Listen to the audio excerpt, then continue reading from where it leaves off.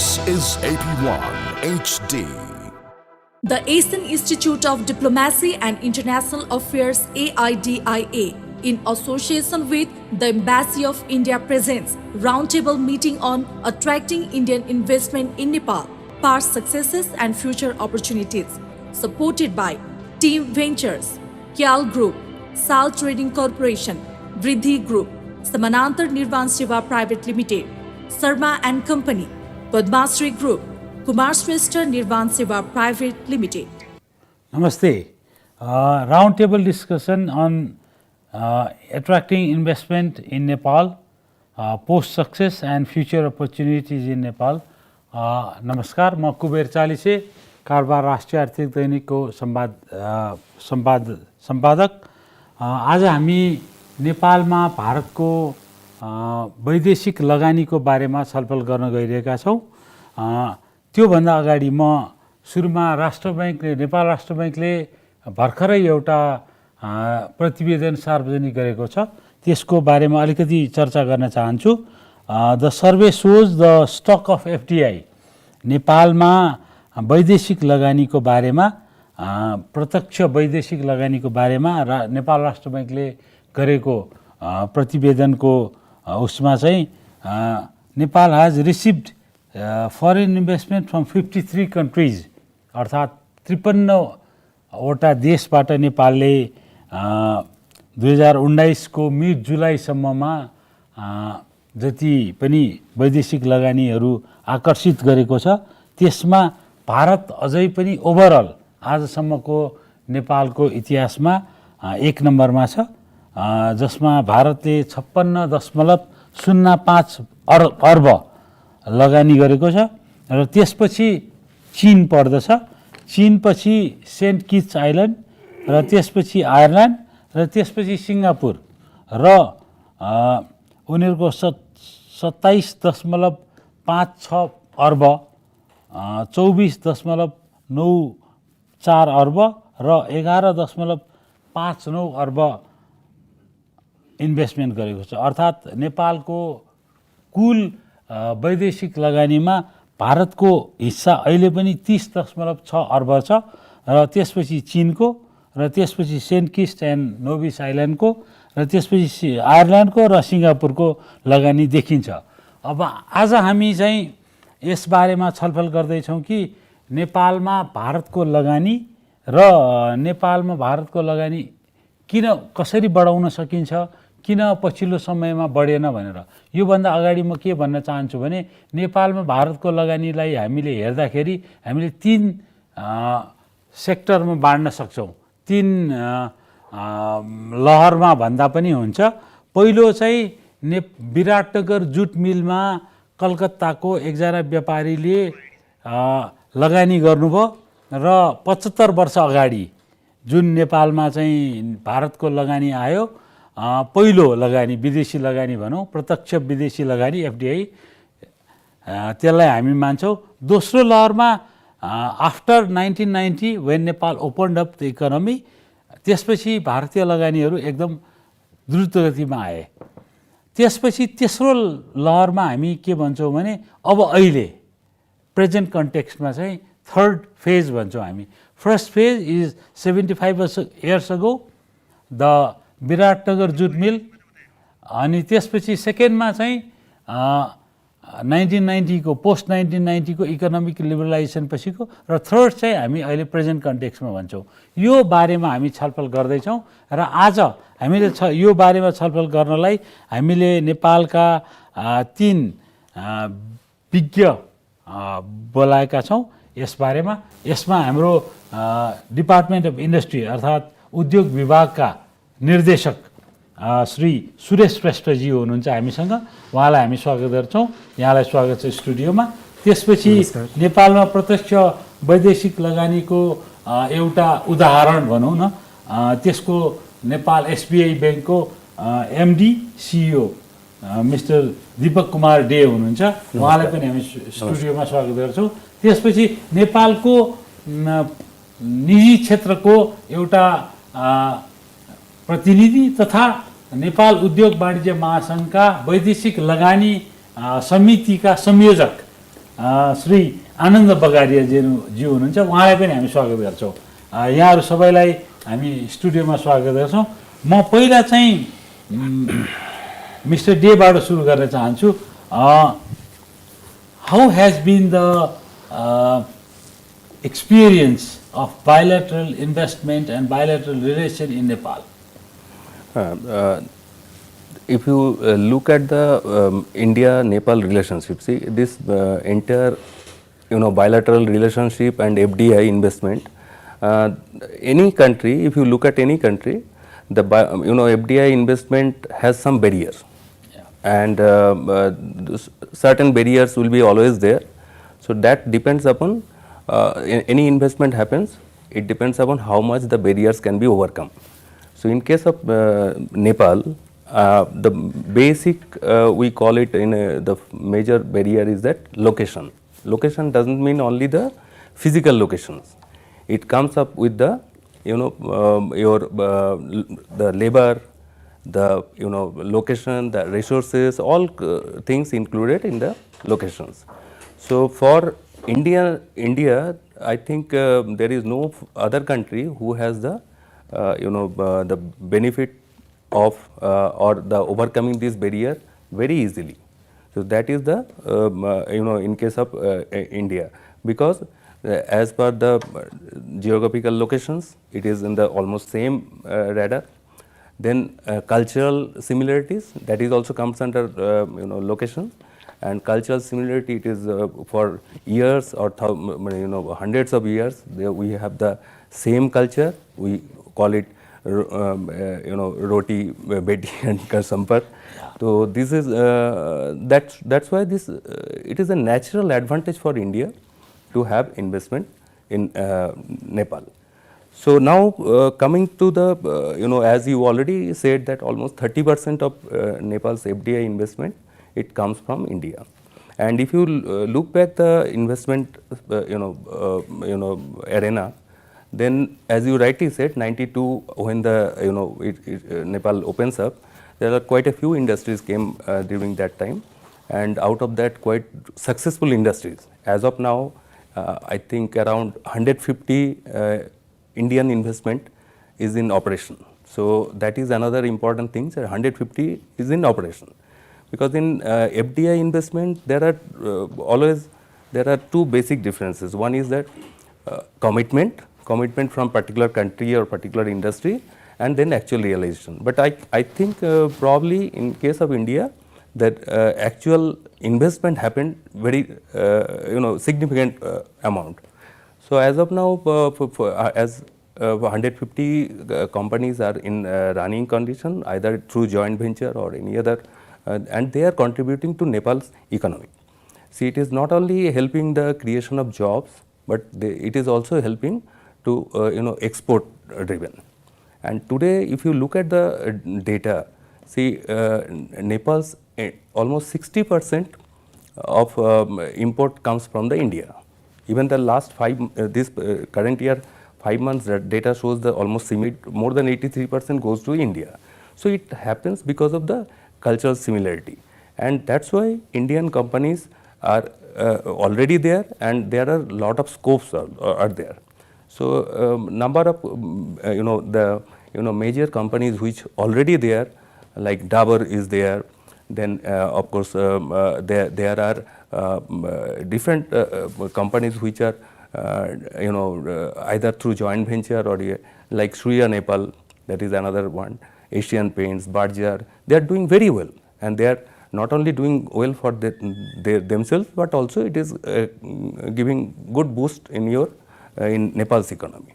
And other than that, there are banking, like SBI is one of the major investor in here. Then PNB, then insurance companies, LIC, National Insurance. There are quite a few names. Concord is another area. So these are the companies which already there, and I am sure in going forward with the advantage of location barrier, I think there will be lot many investment coming to Nepal from India. Thank you, Mr. Day. I will move to Mr. Bagaria. Like Mr. Day said, there are quite few Indian investment, and there are very successful, like Dabur and Unilever, which is now Nepal Liver. Despite that, there was, like we said, 75 years ago, when we started Biratnagar jute mills with Indian investment. That is the first phase. Second phase is post 1990 we started, and then Dabur came, and a lot of companies came. Unilever, now Nepal Liver came. So many companies came to Nepal. So what do you think the private sector of Nepal and India, are they in sync with each other, or what do you think? You are the private sector representative and you are in the FNCCI also, Nepal's the umbrella organization of private sector, Federation of Nepalese Industries and Commerce. What do you think, the Nepalese private sector and Indian private sector, how they sync each other, and how can we, what is the scenario between Nepal and India, between the private sector? Thank you, Kuberji. I mean, I will pick on what you said earlier, the phase 1 and the phase 2 and the phase 3. And I wasn't there to witness the phase 1. Yes. But then I remember very clearly when I joined business, the phase 2 had started. Second phase, everybody was talking about building in, I mean, a lot of manufacturing investment came into Nepal. Not only FDI, but even domestic investment happened in Nepal. And if you look back, what happened critically is that the treaty happened. Treaty provided us, you know, lot of scope and you know, tariff-free access into the Indian market, which was an amazing thing. But if you critically analyze it, what you would realize is that most of the industries that happened during that period were either based on the tariff arbitrage or were based on protection in Nepal. Okay. So the industries we talk about are either of the two. And as arbitrage in the many years, you know, arbitrage remained for a long time. But as arbitrage started, you know, diminishing, I'm sure DOI will be able to give us better statistics. So I would not get into the data part of it. But as the arbitrage started diminishing, I would say the inflow of FDI started diminishing too.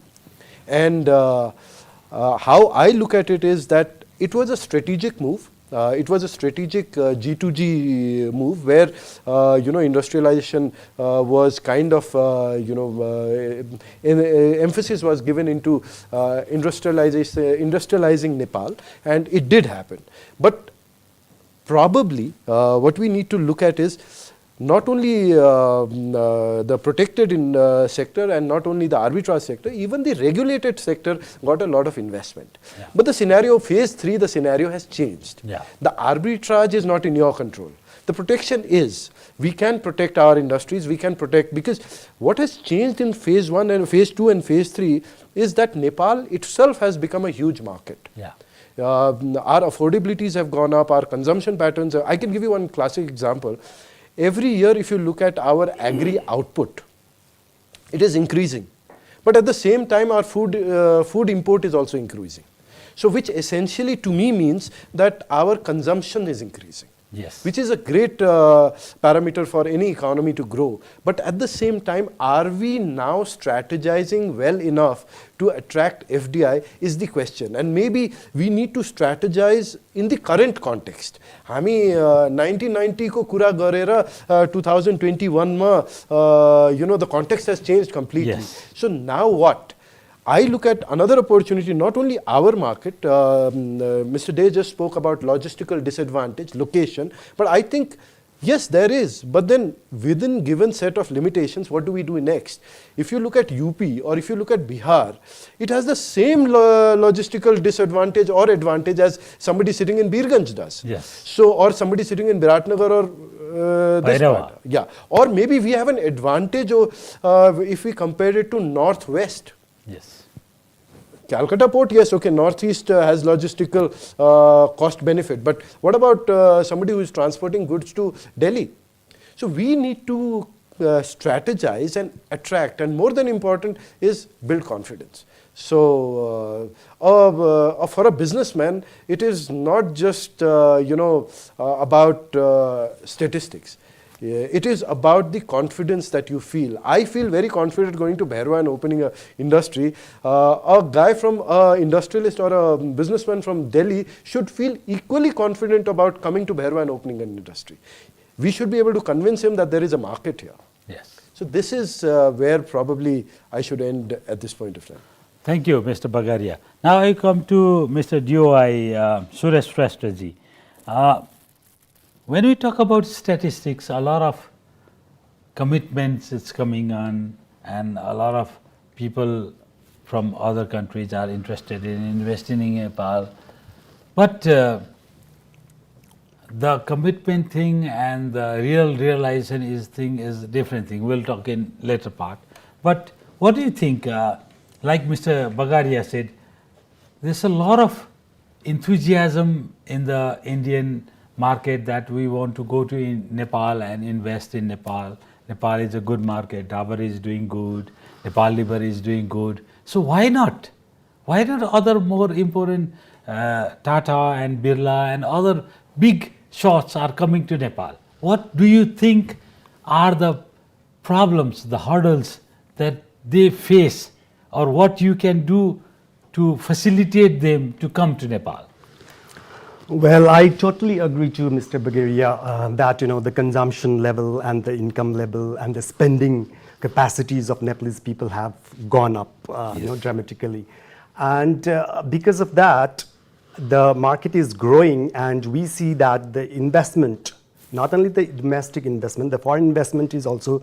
If you look at the statistics, then it is in the increasing trend. If you look at the data of 2071 and if you look at the data now, then we see a gradual increase in the investment, and that is obviously because of the market, that is the market potential Nepal, that we have. Most of the people say it's a small market, but it's not small. It is no more small market Yes. now. Yeah, Yes. it used to be a small, but as Mr. Bagaria said that we can. It's quite visible that the spending level, the spending capacities of Nepalese, we see how it is going up is clearly visible to us. So that's why there is a huge potential, and the only thing that we have to now do as the government of Nepal is to market Nepal as the destination for foreign investments. That's what we are not doing properly. So we are sharing open border with India. That is another very big advantage, as Mr. Dey said. So we have to market it more. We have to show the opportunities that are actually present here. For example, we can talk about the different possibilities. Like it is a huge potential market for tourism. For example, why don't we call for investors to invest in the tourism business, tourism industry. Similarly, there is ample opportunity in the service market. So we have got like huge pool of human resources now. If you talk about the IT engineers and the computer engineers, every year large number of engineers are coming into the market. So why don't we attract investments from other countries to invest in the IT sector? So these are the potential, these are the strengths that Nepal has, and that is what we have to actually market. And if we do proper marketing of Nepal as the destination for foreign investment, we will obviously do better in the future. So I'll come to you. Like you said, there's a scope for better or more investment in Nepal.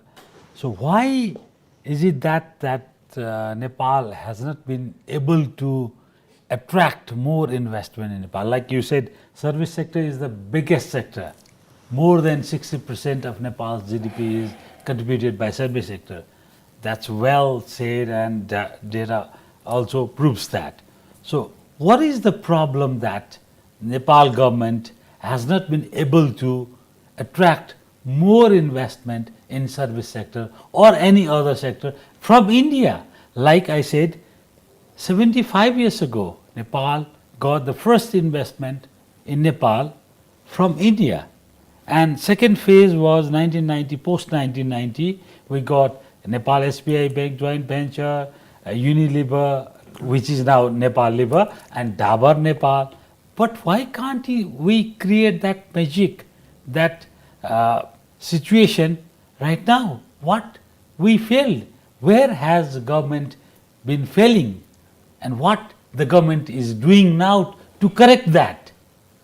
I really don't say it's a failure. It's not a failure, in fact. You know, if you see the figures, if you see the statistics, then it's in the increasing trend. Means we are quite hopeful, and we have to be optimistic about, you know, attracting more investments into it. And as I said earlier, there are certain things which we did not say it loudly. For example, Okay. why don't we talk about the hydropower potential here in Nepal? Come and invest in hydropower. Why don't we tell the investors that, you know, we have surplus of electricity, we're going to have surplus of electricity, and the tariff will go down. And that is one of the biggest advantages to the investors who will come into Nepal, who will have very cheap electricity in Nepal. So, you know, these are the things that we actually have to focus on. We actually have to market upon. So I don't think it says we have failed. We are doing, you know, pretty good in attracting foreign investment. So, as you said, you have been doing good, pretty good in attracting investment. I'll move to Mr. Day. So, how has been your experience? You are a joint venture company in Nepal. That's one of the examples of Nepal, India, bilateral relations and investment also. What is your experience and your scope that you can do much better than what is happening right now? What do you think? Yeah, as you spoke about our own experience, see, we are having a 55% stake of Indian entity and rest 45% are Nepal's entity in our organization. Yeah. So that is going very well, and in fact, in 28 years in existence, we have grown from scratch to today we have substantial business in Nepal. And along with that, we have right now we have having almost 1,000 employees in our bank. So that's a good example that how Indian investment can help in growing this thing. So similar thing also can be found out. Now coming to the scope, scope is immense in Nepal because Nepal is having ample natural resources. Even we have not tapped the mining resources. Then Nepal has young labor force, and the tourism is always one thing which no other country has in this world. Only thing is that we need lot of investment and marketing of the product. Out of this, you have to find out which sector you can promote, because see, as Nepal has certain advantages as well as certain disadvantages. Advantage is that Nepal has a huge market, market in India, and there is, as Mr. Bagaria already said, we all know there are lots of goods which are duty free. Okay. So of course that facility Nepal can tap easily. That is a very the first priority. Second is that tourism related, tourism and service sector, Nepal must attract investment, and investment from India, coming from India, it will be much easier than coming from some other parts of the world. Then third is that another hydropower, as you already said, this is this we can further attract investment. As he rightly said, we are now going to be power surplus. And now we can, this is a scope for Nepal to earn foreign exchange by exporting this. For that another industry is required, that is the transmission sector. So we need a beautiful transmission system through which the power can be exported from Nepal to India, Bangladesh or neighboring countries where the shortfall is there. And of course, as you rightly said, we can promote that we have surplus power, so why not industry can come. So this is another area. Then I feel that a lot many Nepali students, they go abroad for education, and India is having a beautiful educational system. Today if you look at IT sector in entire world. Top 6 IT companies, the CEOs are from India, and they not only they are Indian, but they have been studied in our Indian system only, and then they went abroad and they got it. So this thing, I think this needs to be tapped, so that Nepali student should not go to abroad for study purpose. They can do it in here, and there will be lot of scope for job and then infrastructure for education. So I think this is one sector. My feeling is that this is one. Transmission line, as I told you, hydrocarbon of course is there, and agro-based industry. Because see, agro-based industry, another important factor I can tell you, that your market is not far away, it is India only. If you do agro-based thing, there are agro-based food processing industries that the Indian market will be taking it. Even recently, this Dabur has announced that they will come up with certain product where the consumption will be in India only. So these are all things I think we should tap in this thing. Of course, there are areas like infrastructure needs to be improved, and for that private investment can be sought for, because as you know, in India daily 40 kilometers of road per day is being built. So it's a huge capacity build up that India has done. So we can take that technology and advantage of these facilities, how they are doing, and these companies can do it very nicely. They can do it PPP basis, or they can simply do the job. So there are a lot of scope for investment in this area also. Okay, like Mr. Day said, there's a huge scope for Indian investment in Nepal. I will come to Mr. Bagaria. Since Nepal is going to graduate from LDC to DC, so there will be no more grants and all these things. So we need FDI. So it's there's no option now. FDI is the must for Nepal's development and job creation and revenue generation and everything. And FDI is not only meant for FDI as such, it's also for revenue generation like Surya Nepal or Nepal Liver or Dabur or any other companies like Encel, whatever we say. They are contributing not only to job creation but also to revenue generation in Nepal, so that Nepal's capacity can build up. So what do you think as a private sector, Nepal's private sector and Indian private sector? You are from the FNCCI, Federation of Nepalese Industries and Commerce and Industries.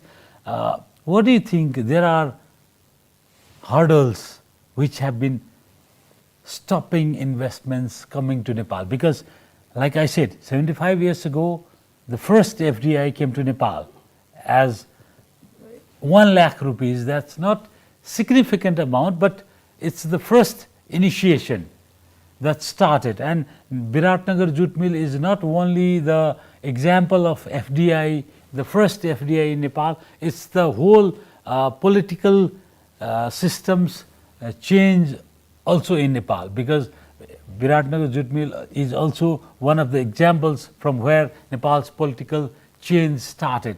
Girija Prasad Koirala and all these people started their movement from there. So that was not only the FDI, it changed Nepal's scenario. So second phase was, like I earlier said, after 1990, when we opened up the economy, before India actually, after Nepal opened up its economy, India opened its economy after Manmohan Singh came. So it's 1992. And Nepal opened its economy in 1990. So 2-3 years after India opened. Now India is growing much better than Nepal. So Nepal's private sector, how you are representing the private sector, how do you think, what hurdles have created those problems to excel in Nepal's development, in attracting investment from India and other countries as well, more especially from India? यसलाई यसरी हेरौँ कुबेरजी, अब हामीले 1990 मा liberalisation सुरु गर्यौँ, 1995 तिर हाम्रो यो ट्रिटी पनि नेपाल र भारतको त्यो treaty Jun tariff free you know entry into India वाला आयो त्यो 95 तिर आयो हैन। एउटा दुईटा कुरा छुट्टै छुट्टै म राख्न चाहे। एउटा चाहिँ FDI को सन्दर्भमा let's not forget that FDI itself is a very competitive market. There are 200 countries competing for that FDI. Sure. Right? So we have to get competitive there, and we have to get competitive in our own playground rather than trying to compete with anybody else. Yes. So we have to create like your football or cricket खेल्दाखेरि home ground raw you know foreign ground भन्दाखेरि we have to create our competitive advantage in home ground. Okay. हैन त्यो कसरी create गर्ने, that needs a strategy. Yeah. त्यो strategy को लागि के गर्नु पर्यो? Back in 95 we said okay you know India had a higher import tariff duty, so it worked well with us. And India त्यतिखेर बन्द पनि थियो। India बन्द पनि थियो, पर उनीहरुको tariff structure was at a much higher level. What we did strategically is we said okay, exports will be subjected to refund of import duties. Yes. Right? So in practically we were importing third country raw material at zero import tariff, processing it. There are certain norms which still exist. A value addition was created and exported. 25%. 35%. 35%. So it is effectively 50% on the base price. So त्यो गर्दाखेरि that was the strategy which worked. Nepal government was quick enough to say we will waiver the duties. एक ताखा त even income tax was exempted, or it was a fixed income tax on the value of the goods rather than the current system. It worked well. Yeah. हैन, पर आज त परिप्रेक्ष्य change भइसक्यो। Indian arbitrage has come down. Yes. And त्यो arbitrage is not in our control. Right? But then it is time to get more competitive. Maybe larger scale of industries which are already seeing so many large scale. आजको जुन size को industries छ पहिला कल्पनीय थिएन. We never thought of that. Hahn, even when this treaty happened we were working in smaller units. Hahn, so now the size of industries when you drive on Biratnagar corridor or Birganj corridor, it's or 12 Parsa corridor. It feels awesome. I mean it feels good to see that. Hahn, so त्यो एउटा part हो. So we need to attract FDI, we need to get our package right. We need to be clear where we want and where we don't want and what we want to give and what. Yes. Hurdles को कुरा गर्ने भए, there are many hurdles. Okay. Which will be there in like any 1, 2, 3, 4. Hahn, we say bureaucratic hurdles, red tapeism, we say repatriation का issue. But for me, if you ask me as a private sector, I think if you solve all of them today, there will be another set tomorrow. Okay. So business is as a private sector, we are the most agile human beings, I would say. We don't go by the rules. We create opportunities and the rules follow. Tell me one business which had a rule first and business second. It was always business first and rule, even the banking here. Right? As a Bafia र जेको पनि कुरा गरे पनि पछि आएको हुन्, पहिला bank आएको हो, हैन? So same thing ma, if we are to go, yes, there are issues. There will always be issues, and there are issues in every country that you go to. Hamro lagi, when the business came in, or today let's talk about the names that we have taken. They are still fighting to get the issues solved, but they are happy with the balance sheets, aren't they? Yeah. So at the end of it, a business is a business which looks at the top line and the bottom line. Yes. होइन? त्यो अगर advantage छ भने, I am ready to tolerate all the difficulties that are there, and if there is no opportunity, then I will always blame the policy. होइन? So policy hurdle is there. It can be smoothened, and trust me, I have been in business for last 25 years. I have seen our government very, very proactive. होला कुनै कुरा नमिल्न सक्छ, private sector र government को mindset नमिल्न सक्छ, which is open to debate. But we are proactive. We are doing our best to improve those scenarios. I think where we are lacking is in our marketing skills. Okay. We are not giving the kind of confidence that an investor coming into a new country should be given. होइन? सो त्यो भन्नुको मतलब यो हो कि मलाई लाग्छ one of the shortest route to that is government ले announce गरेर हुँदैन के. Okay. utako manche pani, if it is a G2G deal where the government has to invest and this government has to invest, then it is fine. But if you are talking with the private sector across the border, private sector and private sector have to come together and sell. So the marketing cannot be G2P, government to private sector. It has to be P2P. P2P, yeah. And yes, as a private sector of Nepal, I need to know that my government has my back. Okay. I think that will be more convincing than anything else. Okay, Mr. Bagaria, he rightly said that it's not G2P, it's P2P actually. Now I come to Mr. Suresh Shrestha. That's what I was saying actually. Nepal Sarkarle, Nepal's government, has not been able to give confidence to the private sector of any other countries, including India, to come to Nepal and invest in Nepal.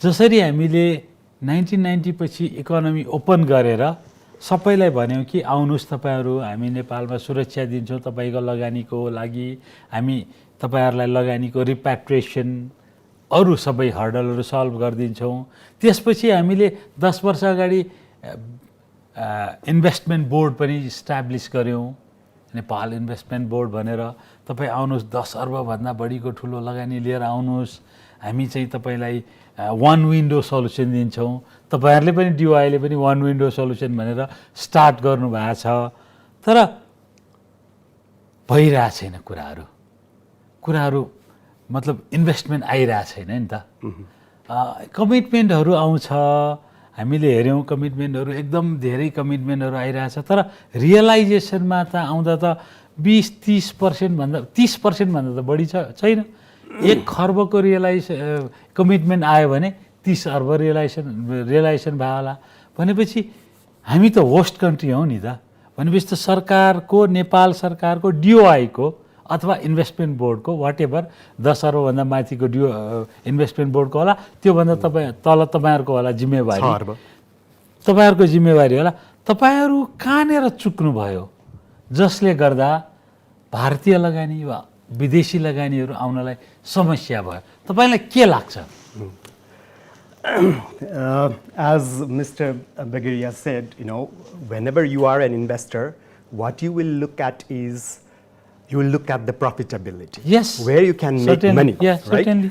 So they will always choose the destination, they will always choose the country which has got more comparative advantage, right?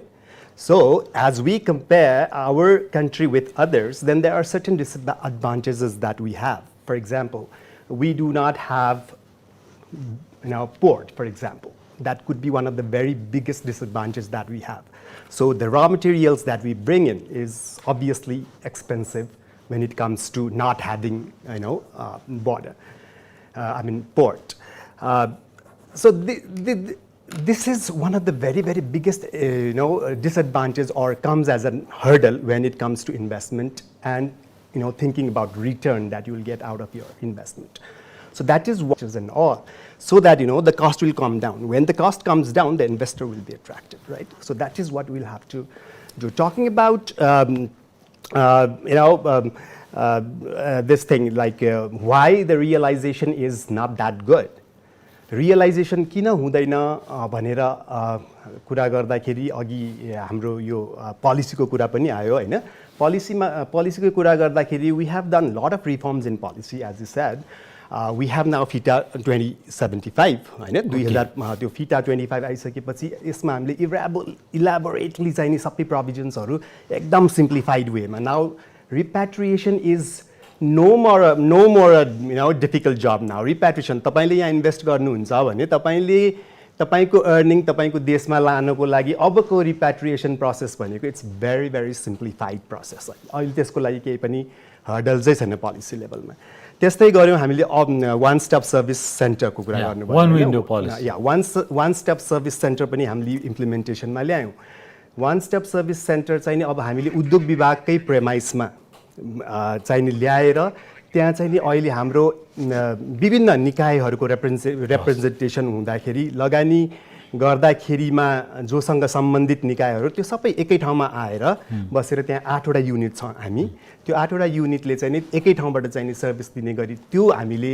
ल्यायौँ तर तपाईँले भने जस्तो अहिले भएको initial स्टेजमा हुँदाखेरि त्यहाँको effectiveness अहिले त्यति रियलाइज भइसकेको छैन तर we have started doing that and the clients are actually happy seeing one step service centre at the premise of DOI होइन त्यो गऱ्यौँ हामीले त्यसपछि हामीले चाहिँ नि इन्टरेक्सन्सहरू पनि गरिरहेको हुन्छौँ लाइक गभर्मेन्टले पनि एउटा इन्भाइरोमेन्ट त सेट गर्नु पर्यो as you said it's between private and private but it's the government which sets the environment पनि सेट गरिदिनु पर्यो है राइट लगानी गर्ने निजी क्षेत्रले हो हजुर सबैलाई थाहा छ तर सरकारले त नीति बनाउने हो नि नेपाल सरकारले नीति बनाउँदा कम्बोडिया भियतनाम जुन हाम्रो कम्पिटिटरहरू छौँ नि प्रतिस्पर्धीहरू छन् तिनीहरूभन्दा राम्रो बनाउन किन सकिरहेको छैन भन्ने प्रमुख सवाल हो नि त राम्रो बनाउने बाटोमा चाहिँ छौँ हामीले अब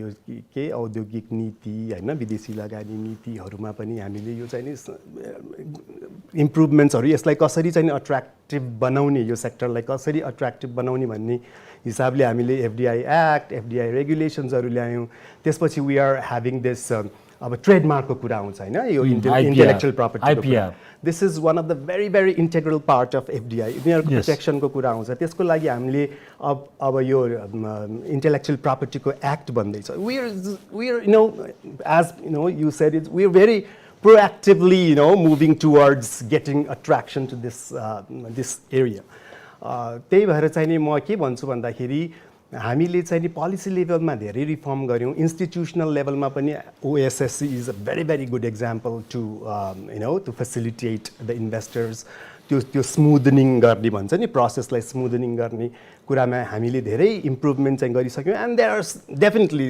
मोर रुम्स टु बी इम्प्रुभड त्यो गर्न बाँकी नै छ र म चाहिँ के छु भन्दाखेरि जुन चाहिँ नि लोकेसनको हिसाबले इन्फ्रास्ट्रक्चरको हिसाबले गर्दाखेरिको डिसएडभान्टेज बाहेक let's market our country for foreign investment with the positives that we have with us होइन त्योलाई चाहिँ नि प्रमोट गऱ्यौँ भने चाहिँ we have ample opportunities last कुरा तपाईँले यो भन्दै गर्दा मलाई के याद भयो भने let's promote okay very good thing but have you been promoting number 1 number 2 again I come to the realization versus commitment thing why is that gap 30% is realization and 100% so why is that huge gap is दुई तीनटा रिजनहरु छ एउटा चाहिँ नि हाम्रो minimum threshold चाहिँ जुन 5 करोड रुपैयाँ चाहिँ नि लिएर आउनु पर्ने भन्ने त्यो थ्रेशोल्ड चाहिँ नि इट्स अ थ्रेशोल्ड फर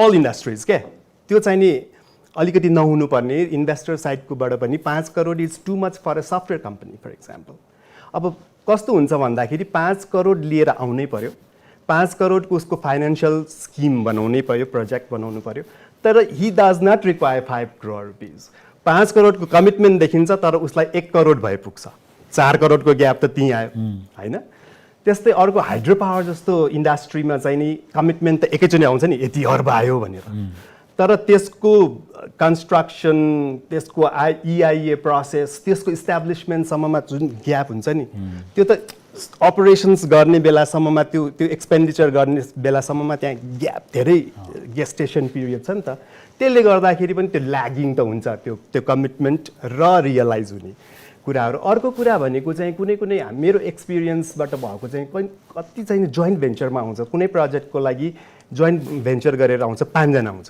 5 जना मिलेर 5 करोड इच 25 करोडको प्रोजेक्ट लिएर आउँछ अनि त्यसपछि बिचमै यो इन्डस्ट्री रेजिस्ट्रेसन गर्ने सम्ममा चाहिँ नि maybe due to certain conflicts त्यो 5 जनामा 3 जना बाँकी भइसकेको हुन्छ 2 जना दे आर अलरेडी गन हैन ब्याक भनेपछि त्यो फेरि त्यसमा पनि घट्यो हैन त्यो कमिटमेन्ट र त्यो डिस्प्यारिटिजहरू यो कारणलेहरू पनि चाहिँ नि भएको हो हैन त्यही भएर 100% रियलाइजेसन त हुँदैन तर यो 30-40% रियलाइजेसनलाई पनि हामीले अझ यसलाई इम्प्रुभ गर्ने कसरी भनेर चाहिँ नि हामीले यो डेटालाई नै अलिकति गहिरो रूपमा चाहिँ एनालिसिस गर्नु जरुरी छ वाइ दिस ग्याप भन्ने त्यो चाहिँ नि हामीले पोलिसी लेभलमै त्यसलाई राम्ररी एनालिसिस गरेर क्रिटिकली त्यसमा सोचेर चाहिँ नि त्यो ग्यापलाई घटाउनु पर्ने अझ के पोलिसी रिफर्म ल्याउनुपर्छ त्यो लाउनु चाहिँ जरुरी छ. Okay, I'll come to with his remark that the gap between realization and the commitment. I'll come to Mr. Dey.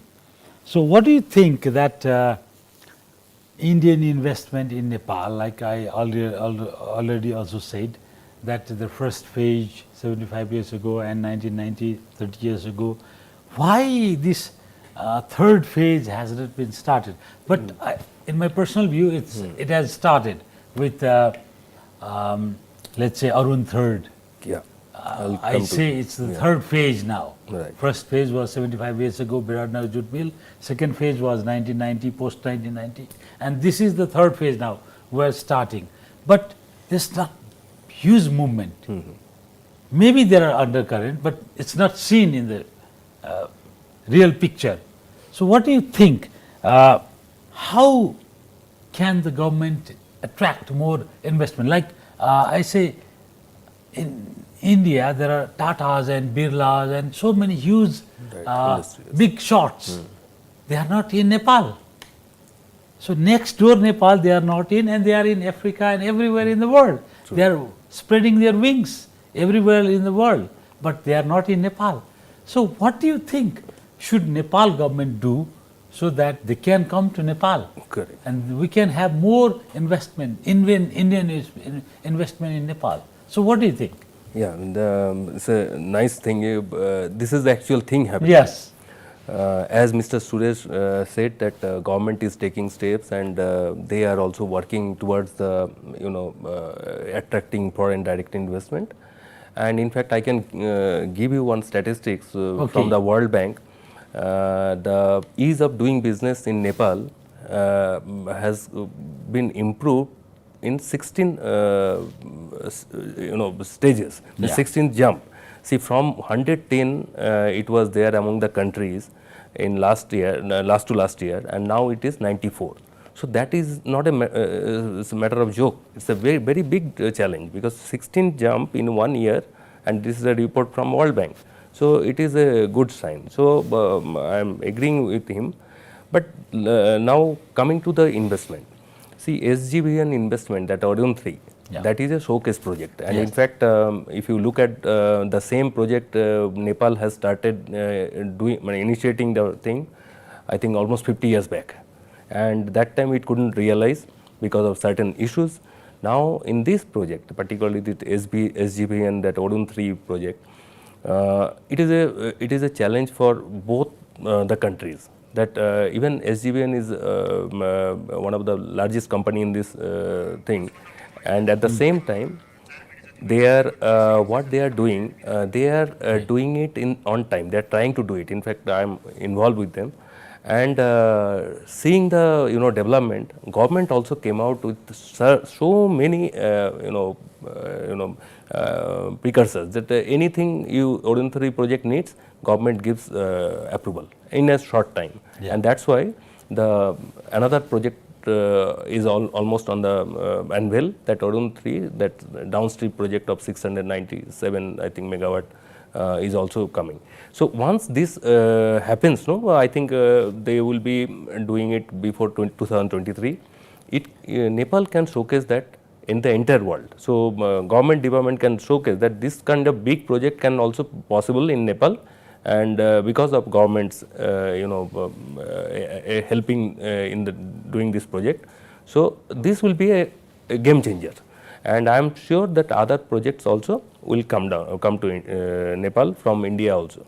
And as you said, Tata, Reliance, this as Mr. Bagaria said, that it is always the businessman will see always they will look for the profit, whether it is bottom line, mainly bottom line, but top line also. And return on investment. If you look at the return on investment and also the country concern, there are certain concerns are there in certain countries, particularly the developing countries. The rate of return which these companies will look for in developed countries is much higher than this, because of the certain risk factor.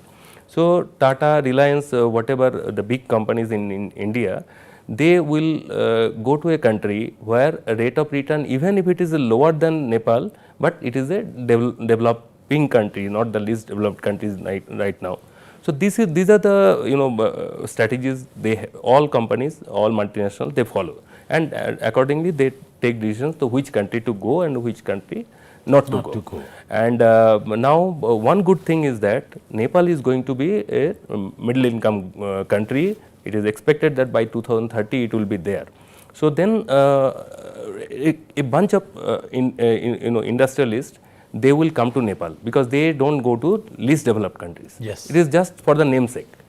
So those countries will definitely try to come here, and this will be the opportunity for inter-Nepal institutions, government or the promoting institutions to market that time.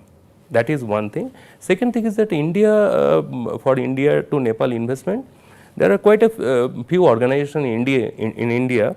They are very much involved. Like you have seen that last week, PhD-CCI came to India, Nepal, and they have done, and along with them 46 industries they have brought in for seminar, exhibition like that, and lot many things can happen. Similarly, CII just 2-3 days back, they were in Kathmandu with 51 Indian industries. Yes. So these are the Indian enterprises exhibition. So these are also helping to get more FDI from India. I'll stop you, Mr. Dave, here because we are running short of the time. I'll come to Mr. Bagaria. Since we have been talking about Indian investment and the third phase of Indian investment that could happen, like first phase, second phase and third phase.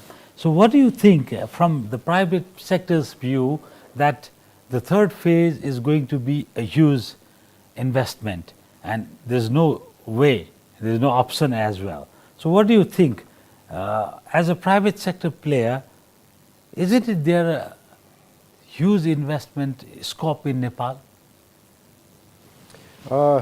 There is, and I personally feel there are 2 or 3 things we need to do. Okay. I would put it this way. First thing we need to do is separate hydro and rest of the investment. Okay. The outlook on hydro and rest of the investment needs to be segregated because when you talk about large investments in hydro, the other investment kind of loses focus. So first thing we need to do that. Okay. Second, the private sector and the government needs to come together in more than one way. I mean, not just discussing policy matters, but we need to get down to strategizing and marketing together. And maybe, I know the government may not be very comfortable with what I'm going to say, but then the government now probably needs to, in this changed time, the government probably needs to make the private sector their fronting agency rather than they fronting the private sector. Policy is there, but government telling everybody that there is a policy and there is somebody at the back saying that repatriation ma garo cha, yo cha. Visa ko problem cha, whatever. Yeah, but with my own experience, yes, repatriation does give you trouble in the initial first or 2 transactions, but then once it is smoothened, it is smoothened. But nobody goes out to say that.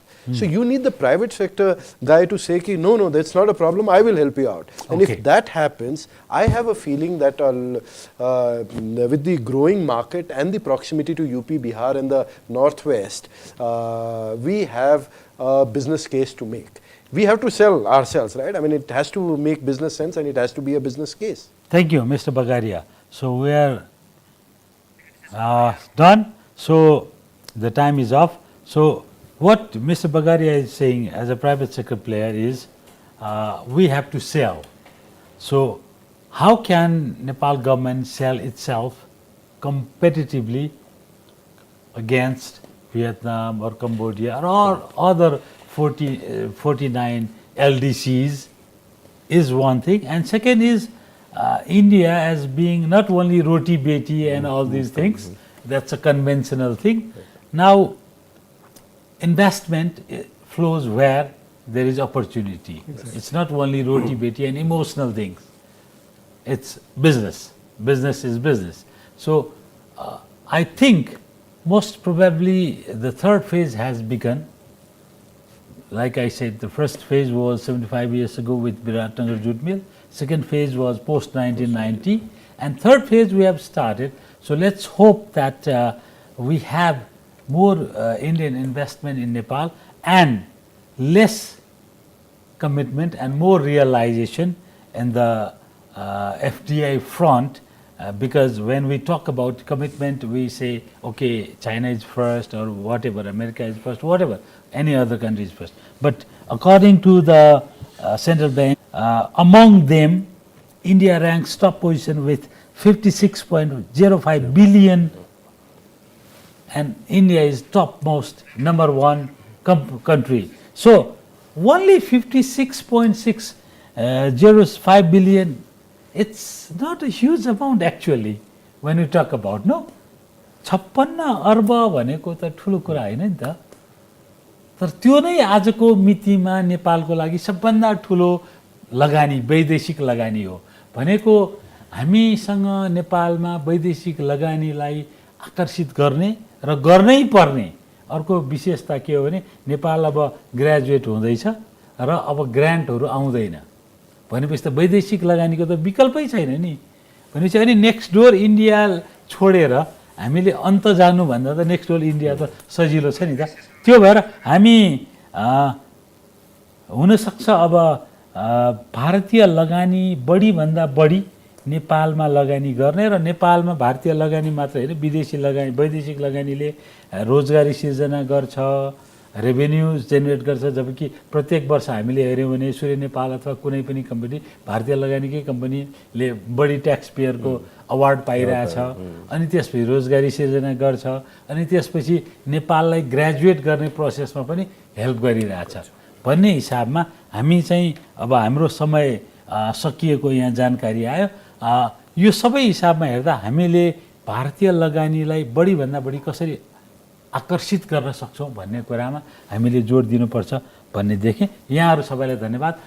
Nepal उद्योग वाणिज्य महासङ्घका वैदेशिक लगानी प्रवर्धन समितिका संयोजक आनन्द बगारियाज्यू, नेपाल र भारतको joint venture Nepal SBI ब्याङ्कका MD end CEO mister Deepak Kumar day र उद्योग विभागका निर्देशक श्री सुरेश श्रेष्ठज्यू, यहाँहरू सबैलाई म धन्यवाद दिन्छु। धन्यवाद धन्यवाद धन्यवाद। अब हामी अर्को सेसनमा यसैलाई हामी कन्टिन्यू गर्छौँ। अर्को सेसनमा हामी भारतीय लगानीको बारेमा छलफल गर्छौँ। हस्, धन्यवाद। म कुबेर चालिसे, कारोबार राष्ट्रिय आर्थिक दैनिकको संवाददाता, यहाँहरू सब बिदा माग्छु। धन्यवाद। The Asian Institute of Diplomacy and International Affairs AIDIA, in association with the Embassy of India, presents roundtable meeting on attracting Indian investment in Nepal, past successes and future opportunities, supported by Team Ventures, Kyal Group, Sal Trading Corporation, Vriddhi Group, Samanantar Nirvan Seva Private Limited, Sarma and Company, Padmasri Group, Kumar Shrestha Nirvan Seva Private Limited.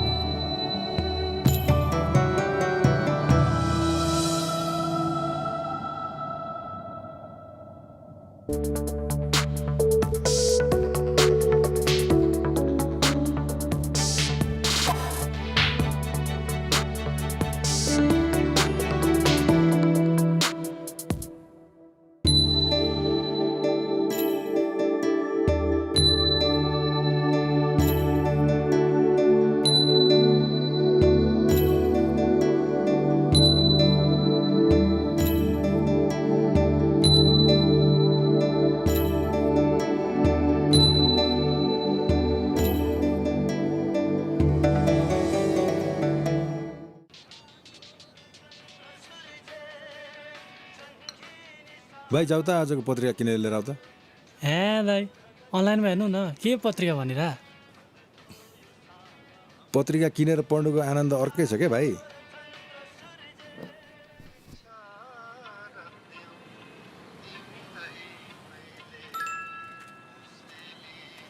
दाइ एउटा पत्रिका दिनु न।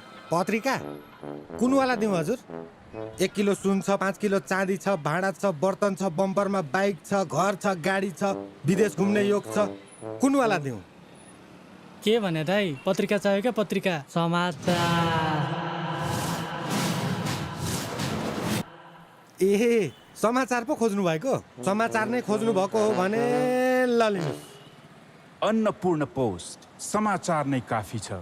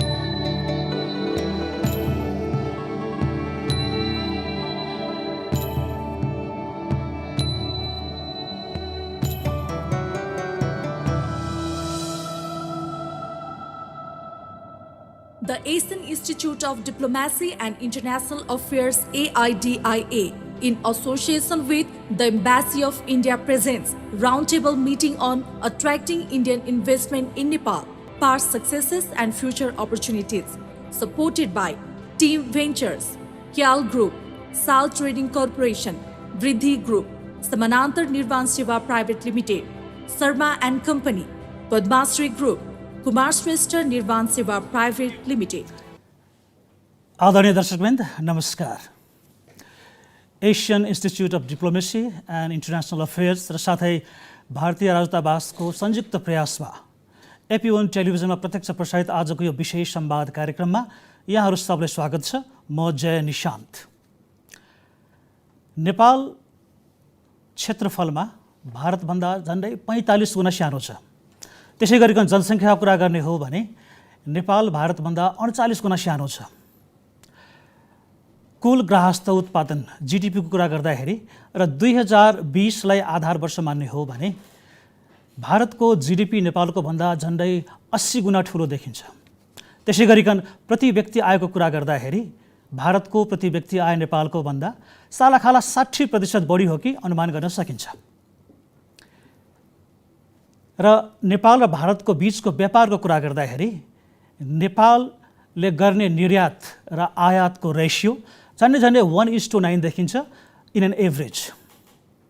यी तथ्य र तथ्याङ्कहरूको आधारमा के भन्न सकिन्छ भने नेपाल र भारत केही अर्थमा समान तर केही अन्य अर्थमा धेरै नै असमान देशहरू हुन्। नेपाल र भारतको बीचको आर्थिक सम्बन्धको एउटा अर्को पनि पाटो छ वैदेशिक लगानीको।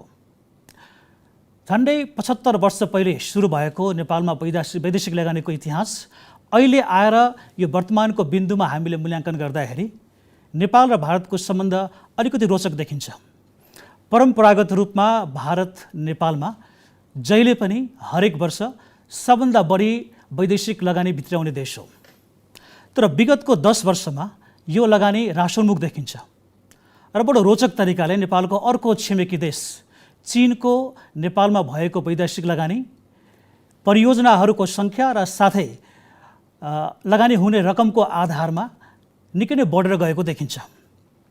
यहाँनिर एउटा प्रश्न खडा हुन्छ छन् साथै हाम्रा संरचनागत नीतिगत र व्यवहारिक केही कठिनाइहरू छन्, यसमा अरू कुराहरू पनि केही देख्न सकिन्छ। यिनै प्रश्नको सेरोफेरोमा रहेर आजको यो विशेष संवाद हामी सञ्चालन गर्दैछौँ र हामीसँग हुनुहुन्छ 3 जना अति नै विशिष्ट पाहुनाहरू।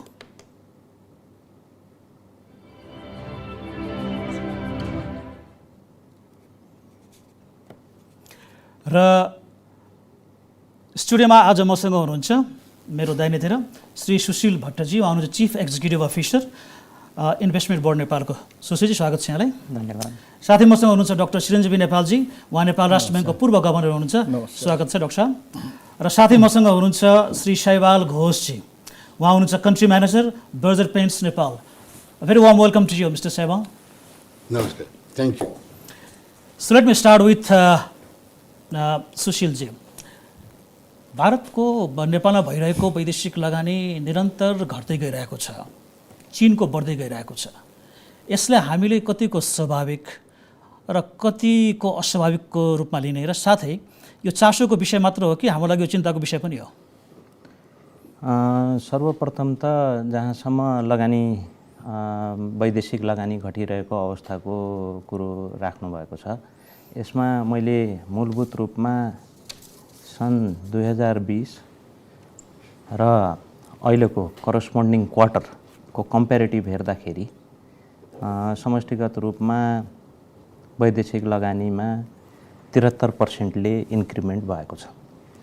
त्यो 73%ले लास्ट इयरको करस्पोन्डिङ क्वार्टरको कम्पेरिटिभको सवालमा हेर्दाखेरि अरुण 3 जलविद्युत परियोजना जो 900 मेगावाटको क्यापेसिटीको छ त्यसको एसेलरेटेड मोडको प्रोग्रेसले गर्दाखेरि राम्रो अमाउन्ट चाहिँ रियलाइज भएको देखिन्छ र सब्सटेन्सियल कन्ट्रिब्युसन चाहिँ लगानी बोर्डबाट सहजीकरण भइरहेका परियोजनाको कन्ट्रिब्युसन पनि भएको मैले पाएको छु। तर भोलिका दिनमा अब मैले त यो लगानी बोर्डको कार्यक्षेत्रमा भएको परियोजनाहरू जो डाइरेक्ट इन्भेस्टमेन्ट, किनभने एउटा इन्भेस्टमेन्ट प्रमोसन एजेन्सी पनि हो, large investment in large infrastructure projects भनेर, र त्यस्तै पिपिपी प्रोजेक्ट्सहरू पनि जलविद्युत परियोजनाहरू जस्तो अघि भने अरुण 3 जलविद्युत परियोजना छ, त्यस्तै तल्लो अरुण जलविद्युत परियोजना छ। तल्लो अरुण जलविद्युत परियोजना त अहिले अध्ययनको चरणमा छ र ती पनि भोलि एउटा कन्स्ट्रक्सन पाइपलाइनमा भएको अरुण 3 भयो, अब अध्ययनको चरणमा भएको लोअर अरुण प्रोजेक्ट पनि प्रोबेबिलिटी अफ रियलाइजेसन हाई नै देखिन्छ र भोलिका दिनमा त्यसमा लगानी भित्रिने नै सम्भावना मैले देख्छु। अरू पनि रिइन्भेस्टमेन्टको प्रपोजल्सहरू पनि आइरहेका छन् र त्यस्तै लजिस्टिक पार्कहरू लगायतमा पनि प्रस्तावहरू आएका छन्, हामी मूल्याङ्कन गर्दैछौँ। त्यसैले ट्रेन्ड चाहिँ मैले अब एफडिआई स्टककै कुरो गर्ने हो भने अब राष्ट्र ब्याङ्कबाटै पब्लिस्ड डेटालाई आधार मान्दा सन् 2010-11 फिस्कल इयर भनौँ न 2010-11 देखि 2011 सम्मको मूलभूत रूपमा 200 बिलियन नेपालीज रुपिजमा लगभग 32% हिस्सा चाहिँ भारतीय लगानीले ओगटेको देखिन्छ। अब एज इन सच ट्रेन्डको हिसाबले सन् 2014 देखि अलिकति डिक्लाइनिङ ट्रेन्डमा गएको र अब चाहिँ अलिकति उकालो लागेको देखिन्छ, अलिकति साइनोसोइडल ट्रेन्ड देखिन्छ। किन एउटा म पुछारको प्रश्न सोधौँ यहाँलाई। अब नेपालको अर्को छिमेकी चीनले जुन लगानी गर्दैछ त्यो त हामीलाई खुसीको कुरो हो, यसलाई हामी स्वागत गरौँ। तर परम्परागत रूपमा जहिले पनि धेरै नै मात्रामा र परियोजनाको सङ्ख्याको हिसाबले पनि धेरै ठुलो सङ्ख्यामा नेपालमा गर्दै आएको हाम्रो अत्यन्तै घनिष्ठ देश भारतको लगानी चाहिँ ओह्रालो लाग्नु भनेको यो तपाईँको अफिसले कतिको गम्भीरतापूर्वक लिएको छ र यसलाई सम्बोधन गर्नको लागि कुनै विशेष पाइलाहरू चाल्नु भएको छ कि? होइन, हामीले कसरी बुझ्नुपर्छ भने नीतिगत तहमा इन टोट्यालिटी हामीले इट्स अ ग्लोबल मार्केट र आइबिएनले मैले अघि पनि भने large investment in large infrastructure project चाहिँ हेर्ने गर्छ। दुईवटा ढोका छन्, एउटा अब डाइरेक्ट इन्भेस्टमेन्टको भयो र अर्को हामीले पिपिपीलाई व्यवस्थित गर्दै जानुपर्ने स्थिति छ। जहाँसम्म एनर्जीको प्रोजेक्टको सवालमा राम्रो चाहिँ हामीले उपलब्धि हासिल गऱ्यौँ कि भन्ने लाग्छ। जस्तो रिटेनकै स्ट्राटेजी अनुरूप पनि एउटै विकासकर्ताले एउटा परियोजना अगाडि बढाएको सवालमा म अर्को पनि डाउनस्ट्रिम प्रोजेक्ट गर्छु भनेर एउटा खालको हाई इन्ट्रेस्ट र विलिङनेस देखाउनु भनेको हामीले त्यो लगानीकर्ताप्रति एउटा खालको विश्वास, ट्रस्ट चाहिँ जितेको देखिन्छ र यो मार्केटप्रतिको पनि कन्फिडेन्स चाहिँ बढेको महसुस लगानी बोर्डले गरेको छ। हुन्छ, म यहाँलाई एकैछिन यहाँ रोकेँ है, एकैछिन। डाक्टर चिरञ्जीवी नेपालज्यू, अब तपाईँ राष्ट्र ब्याङ्कको पूर्व गभर्नर हुनुहुन्छ, प्रधानमन्त्रीको सल्लाहकार भइसकेको हुनुहुन्छ, तपाईँले नेपालको वैदेशिक लगानीसँग जोडिएका र अन्य मौद्रिक कुराहरूसँग जोडिएका नीतिहरू पनि बडो नजिकबाट निहाल्नु भएको छ। के छ यो नेपालमा भारतको वैदेशिक लगानी घट्दै जानु, त्यो हाम्रो लागि चिन्ताको विषय हो या होइन, या एउटा स्वाभाविक प्रक्रिया हो, यस्तो हुँदै गर्छ विश्वमा अन्य देशहरूको बिचमा पनि? यो मेरो आफ्नो दृष्टिकोणमा मैले सुरुदेखि वाच गरिरहेको छु यसमा। यो 2 वर्षभन्दा अगाडि 6-7 वर्षदेखि कन्टिन्यू त्यो पोलिसी मेकिङमा बसेर वाच गर्दाखेरि यो चिन्ताको विषय पनि हो। किन भारतीय लगानी, जब हाम्रो मार्केट भारतमा छ, राम्रोसँग भारतको पहिलेदेखि नै राम्रोसँग लगानी भइरहेको, त्यसमा ओपन बोर्डर छ, त्यसले गर्दाखेरि त्यो ठाउँको जब इजी एक्सिस हुँदै पनि जब सबै चिज मिल्छ हुँदै पनि हिजोको दिनमा चाहिँ नि मजाले बढेको, पछिल्लो दिनमा चाहिँ नि किन यो घटिरहेछ र छिमेकी जो चाइना भनौँ न, चाइनाको चाहिँ नि अहिले बढिरह, अब मान्छेले भन्छ कि बिआरआईको कारणले गर्दा पनि बेल्ट एन्ड रोडवाला इनिसिएसनले गर्दा पनि बढेको छ भनेर मैले हेरिरहेको छु। त्यो यो एसिया पेसिफिकमा स्पेसली साउथ एसियातिर पनि उनीहरूको, तर त्यो भन्दा पनि अब 1-1.5 वर्षदेखि चाहिँ नि भनौँ न हाम्रो उत्तरी नाकाबाट चाइनिज सामान उनीहरूको हुन्छ, मार्केट त त्यही इन्डिया नै हो आखिरमा। त्यसले गर्दाखेरि कहीँ कतै पोलिटिकल स्टेबिलिटी भन्दा पनि पोलिटिकल पार्टीको रोलले चाहिँ नि प्रश्न भन्दाखेरि एमसिसीको कुराहरू पनि आइरहेछ। जुन रूपबाट यो उठिरहेछ कुरा, यसले के देखाउँछ भनेर भन्दाखेरि चाहिँ नि कि इन्डियाबाट आउने लगानी र जसले गर्दाखेरि अनि अर्को पोलिसीमा कन्सिस्टेन्सी नहुने, जबकि ओपन बोर्डर जब क्लियरली छ इन्डिया 66% चाहिँ हामी इम्पोर्ट त्यहीँबाट गर्छौँ, एक्सपोर्ट पनि त्यही रेसियोमा त्यही नै छ भनेपछि पनि त्यो एरिया चाहिँ नि बिस्तारै डाउन हुँदै जाने, जुन रूपमा बढ्नुपर्ने, पछि रिफर्महरू पनि धेरै गरियो। तपाईँको यो बिचको पिरियडमा हाम्रो सिओ साहबले नहुँदाखेरि पनि किन त यो भइरहेछ भने यो एउटा चिन्ताको विषय पनि हो। र भर्खर यो हाम्रो सेन्ट्रल ब्याङ्कले नै चाहिँ एफडिआई सर्वे 19-20 को निकाल्दाखेरि त्यसमा त टपमा एफडिआई टपमा छ, इन्डिया रेट अफ क्यापिटलमा पनि इन्डिया नै छ, तर सेकेन्डमा को छ भनेर भन्दाखेरि चाइना। सेकेन्डमा चाहिँ नि पेड अफ क्यापिटलको उसमा पनि चाइना नै छ सेकेन्डमा। त्यसले गर्दाखेरि के देखिन्छ भन्दा चाइनाले फलो चाहिँ नि गरिरहेछ नेपालको, तर नेपालको प्रडक्ट मार्केट त त्यही हो। मार्केट त्यही हुँदै इन्डियन बिजनेसम्यानहरू किन एकदमै खोजेको विषय। त्यसमा म एकैछिनपछि यहाँसँग फेरि आउँला र तपाईँले इन्डियन बिजनेस कमिटीको कुरा गर्ने बित्तिकै हामीसँग हुनुहुन्छ सैबाल घोषजी। उहाँ हुनुहुन्छ country manager, Berger Paintsco. It's such a pleasure having you here in the show, Mr. Ghosh. But as I came to know, you are here in Nepal since last about 32 years. Yes. You speak as good Nepali as you speak Hindi and English. And for you, past experience of 3 decades in Nepal, there have been tremendous changes in Nepal's political landscape. How has been your experience as a businessman in Nepal in past 3 decades? If you can tell us very shortly, then I will have the other question for you. Sure.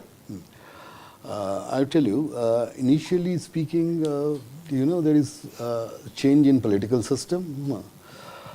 There is change in how you do your business. Now, in respect to FCI, I feel that after the multi-party democracy and economic liberalization, so virtually post 1990, FDI started flowing in Nepal. And if we look that India has just started their reform at that point of time, but Indian economic situation was pretty difficult at that time. India was going through a GDP growth of around 4 to 5%, where at that point of time Nepal had a GDP growth of approximately 8 to 9%. So obviously, being the closest neighbor, that was an obvious choice for Indian entrepreneurs to come and set shop in Nepal. That's how the initial thing came in. NDI from India came in. And at that point of time, probably doing business was slightly easier. There was less competition. And the return was also pretty good compared to what return we get in India. That's how it all started. Now, post that, there are of course various issues which appeared from time to time. But mostly what we have to see is that if Nepal wants to attract FDI from India, Nepal has to compete with the investment environment that is prevalent in India. Now, if you see, India after that has gone into further reform. Second stage reform in India started in 2012. And it's not only the central government, even different states are offering very lucrative incentives for investment. Here I would like to highlight probably 3-4 states. One is the northeastern states, which is very close to Nepal, of Assam, Tripura, etc., etc. Where the standard thing is that you give 10 years of income tax holiday and 10 years of prior to the GST, it was excise, mostly is refund of excise. Now, if you go to Jammu and Kashmir, there are certain other investment benefits, like it has been divided in 2 sectors. So one gets 30 to 50% investment benefit besides GST holidays for 10 years. Now, if you come to Telangana, you have 15 to 30% investment benefit in terms of return on investment. So, though Nepal is doing a lot of reforms, but probably our incentives are not competitive enough for the compared to few states in India where we see major investments happening. That's a very interesting point that you have just introduced. So are you in a position to say that when India was just liberalized, Nepal was competing with other states of India itself to get more FDI? No, at that point of time, the states are not so progressively offering investment benefits like they are doing today. In fact, the situation further changed after this Make in India, this whole scheme came in. And in Make in India is more industry specific. So but that is more recent. That is recent. Yes. So probably what we are doing today, that we are giving a scheme, overall scheme only. So probably if we be industry specific and modify it, probably it will be more investment friendly. So as you said, that over a period of 3 decades, there have been many political upheavals in this country, and this country has gone through a massive political transformation. So you might have experienced a different kind of governments. Yes, yes. What your experience says, were the different kinds of governments were treating you as a foreign direct investor differently, or you didn't find any differences at all? No, actually I would say, I mean, to be absolutely honest, that mostly government is quite indifferent. So it's quite neutral. And another thing I would like to highlight, Jun Bhakkari Chiranjibi sarle bhannubayo, policy inconsistency during different regimes. Okay, that I'm sure everybody has faced. You start a project with certain ideas, and after 3-4 years, the policy changes. And once the policy changes, then I mean, for different industry, it may act differently.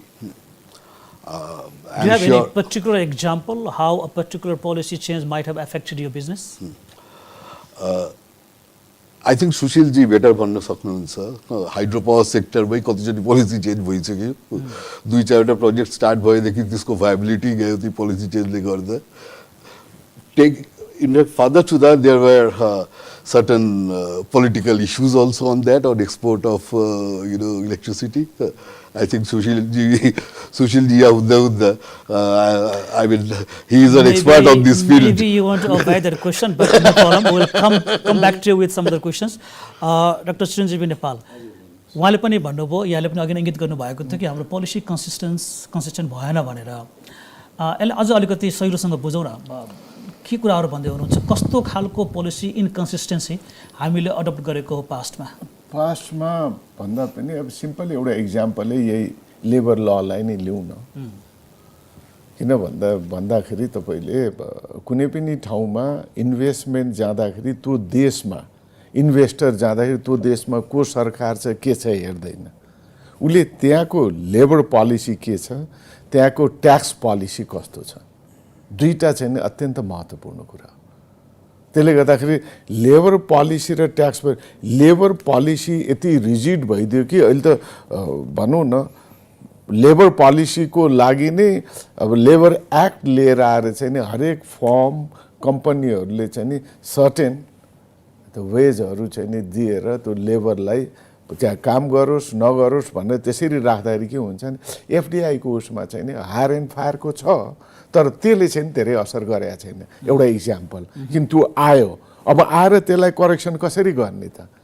किन त्यत्रो अब आजै मैले data हेरेको थिएँ, India के अरे चाइनामा चाहिँ नि 1000 बिलियन डलर चाहिँ नि गयो भने इन्डियामा सिङ्गापुरको सबभन्दा धेरै र टोटल चाहिँ नि अहिले भर्खरको न्यू डाटामा चाहिँ नि 86 बिलियन मात्रै. किन एउटै कारण के हो भन्दा चाइनामा पोलिटिक्स फरक भए पनि इकोनोमिकली उसको लागि बिजनेस कम्युनिटीलाई काम गर्न सहज छ, त्यसले इन्टरनेसनली त्यहाँ फ्लो भयो. अब नेपालमा के भयो आउने बित्तिकै उसले कहाँ हेर्नु पर्यो, रेसिस्ट एक त पोलिसीमा के हुन्छ कन्फर्म छैन, को सरकार आएर कुन बेला चेन्ज गर्छ भनेर थाहा नै छैन. सिम्पली ऊ चाहिँ होन्सी सिमेन्टकै अब हाम्रो सिओ साहब हुनुहुन्छ, एउटा सरकारले चाहिँ त्यसको बाटो नै बनाइदिन्छु भन्ने 5 वर्षको लागि चाहिँ नि कर सम्बन्धी चाहिँ नि छुट नै भनेर भन्ने पछि कति गाह्रो भयो. होन्सीले आखिरमा पछि आफै बनाउनु पर्यो पोलिसी. त्यो किनभने पोलिसीमा कन्सिस्टेन्सी भन्ने एउटा सिम्पल इक्जाम्पल, त्यस्तो धेरै छ इक्जाम्पलहरू जसले गर्दाखेरि चाहिँ के हुन्छ भन्दा बिजनेस कम्युनिटीले कुनै चिज त्यो सुरु त्यो पोलिसीलाई हेरेर उसले लगानी गर्ने हो. पोलिसी बिचमा चेन्ज भयो भने उसले लगानी गर्दैन, ऊ आफ्नै तरिकाले. अनि एकदमै सैगलजीले भन्नुभयो, इन्डियाकै मैले हेरिरहेको थिएँ सबभन्दा धेरै अहिले एफडिआई चाहिँ नि अब एकदम उनीहरूको आफ्नो प्रदेशमा उसमा स्टेटमा कम्पिटिसन छ. गुजरातमा सबभन्दा धेरै गइरहेछ, त्यसपछि सेकेन्डमा कर्नाटकमा छ आउनेमा, त्यसपछि अरूले अलिअलि. जुन चाहिँ ट्याक्स इन्टेन्सिभदेखि लिएर यी सबै चाहिँ नि यति सरल सहज तरिकाले उसलाई कुनै हर्डल ह्यासल नै हुँदैन. अब हामी कहाँ त्यो हुँदाहुँदै सुरुमै पोलिटिकल स्टेबिलिटी होइन रहेछ नि त, आखिरमा पोलिटिकल पार्टीको रोल रहेछ. किन भन्दा पोलिटिकल स्टेबिलिटी त भयो 3.5 वर्ष, तर पोलिटिकल पार्टीको रोल यो बिचमा हुँदाखेरि होन्सी सिमेन्ट होइन हो के अरे होन्जी कि के सिमेन्ट फ्याक्ट्रीमा चाहिँ नि पछि टसल भएर पार्लियामेन्टमा गएर आजमा त्यो लगानीकर्ता नै जानुपर्ने भयो चाइनाबाट आएको।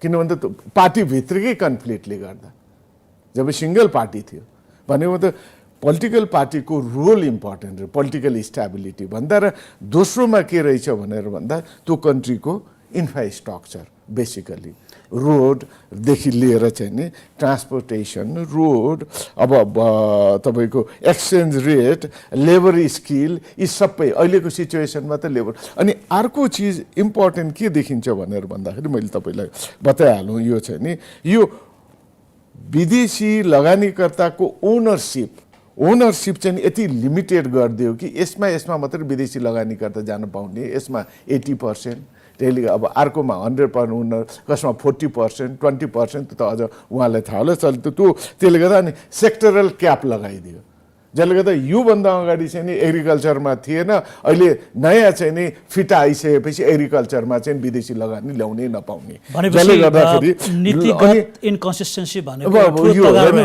अब अर्को लङ नेगेटिभ लिस्ट लामो, जसले गर्दाखेरि अब अहिले वर्ल्डमा त यसरी ओपन भएको छ इकोनोमिक ग्रोथको लागि पैसा लिएर आऊ ग्रो गराऊ र भनौँ न देशको इम्प्लोइमेन्ट जेनेरेट गरेर इकोनोमीलाई अगाडि बढाऊ भन्ने। त्यसले गर्दाखेरि के भयो भनेर भन्दा यसले अब मिनिमम थ्रेसहोल्ड 5 मिलियन थियो, अहिले 50 मिलियन गरिदियो, जसले गर्दाखेरि 5 मिलियनको थ्रेसहोल्डले के गरेको थियो भनेर भन्दा आइटी सफ्टवेयर चाहिँ नि यो फन्डवाला जुन छ नि के अरे तपाईँको यो च्यालेन्ज फन्डको जस्ताको लागि चाहिँ नि गाह्रो भयो, जसले गर्दा उनीहरूले 50 मिलियन चाहिँ 5 million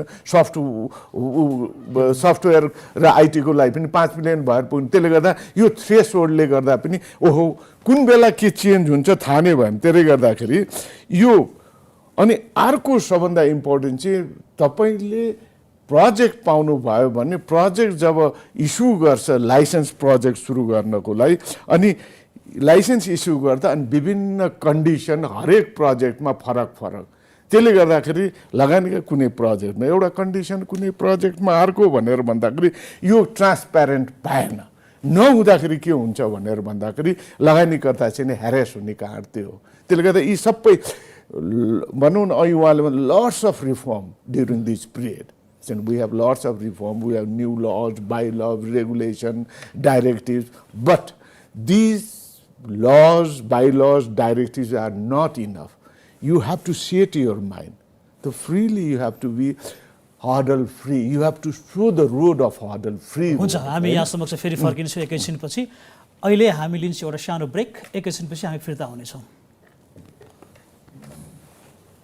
The Asian Institute of Diplomacy and International Affairs AIDIA, in association with the Embassy of India, presents roundtable meeting on attracting Indian investment in Nepal, past successes and future opportunities, supported by Team Ventures, Kyal Group, Sal Trading Corporation, Vriddhi Group, Samanantar Nirvan Seva Private Limited, Sarma and Company, Padmasri Group, Kumar Shrestha Nirvan Seva Private Limited. The Asian Institute of Diplomacy and International Affairs AIDIA, in association with the Embassy of India, presents roundtable meeting on attracting Indian investment in Nepal, past successes and future opportunities, supported by Team Ventures, Kyal Group, Sal Trading Corporation, Vriddhi Group, Samanantar Nirvan Seva Private Limited, Sarma and Company, Padmasri Group, Kumar Shrestha Nirvan Seva Private Limited. Asian Institute of Diplomacy and International Affairs र साथै भारतीय राजदूतावासको संयुक्त प्रयासमा AP1 टेलिभिजनमा प्रत्यक्ष प्रसारित आजको विशेष संवाद कार्यक्रममा यहाँहरूलाई फेरि पनि स्वागत छ। एउटा सानो जानकारी दिउँ, यो संस्था आएर जसले हामीले विस्तृत रूपमा भन्नुपर्दाखेरि Asian Institute of Diplomacy and International affairs नेपालमा करिब 10 वर्ष पुरानो एउटा यस्तो संस्था हो जसले नेपालमा वैदेशिक लगानी बढाउने प्रयास गर्दैछ र साथै एउटा सही डिप्लोमेसी कसरी गरिन्छ त्यसको बारेमा पनि पृष्ठभूमि तयार गर्दैछ। आइडाले धन्यवाद गर्दै अब हामी फेरि हाम्रो संवादको यो क्रमलाई अगाडि बढाउँछौँ। सुशीलजी हामीसँग हुनुहुन्छ, उहाँ हुनुहुन्छ नेपाल इन्भेस्टमेन्ट बोर्डको चिफ एक्जिक्युटिभ अफिसर। सुशीलजी, यो हाम्रो इन्भेस्टमेन्ट बोर्ड पनि करिब 10 वर्ष जतिको यसको उमेर भइसकेको छ।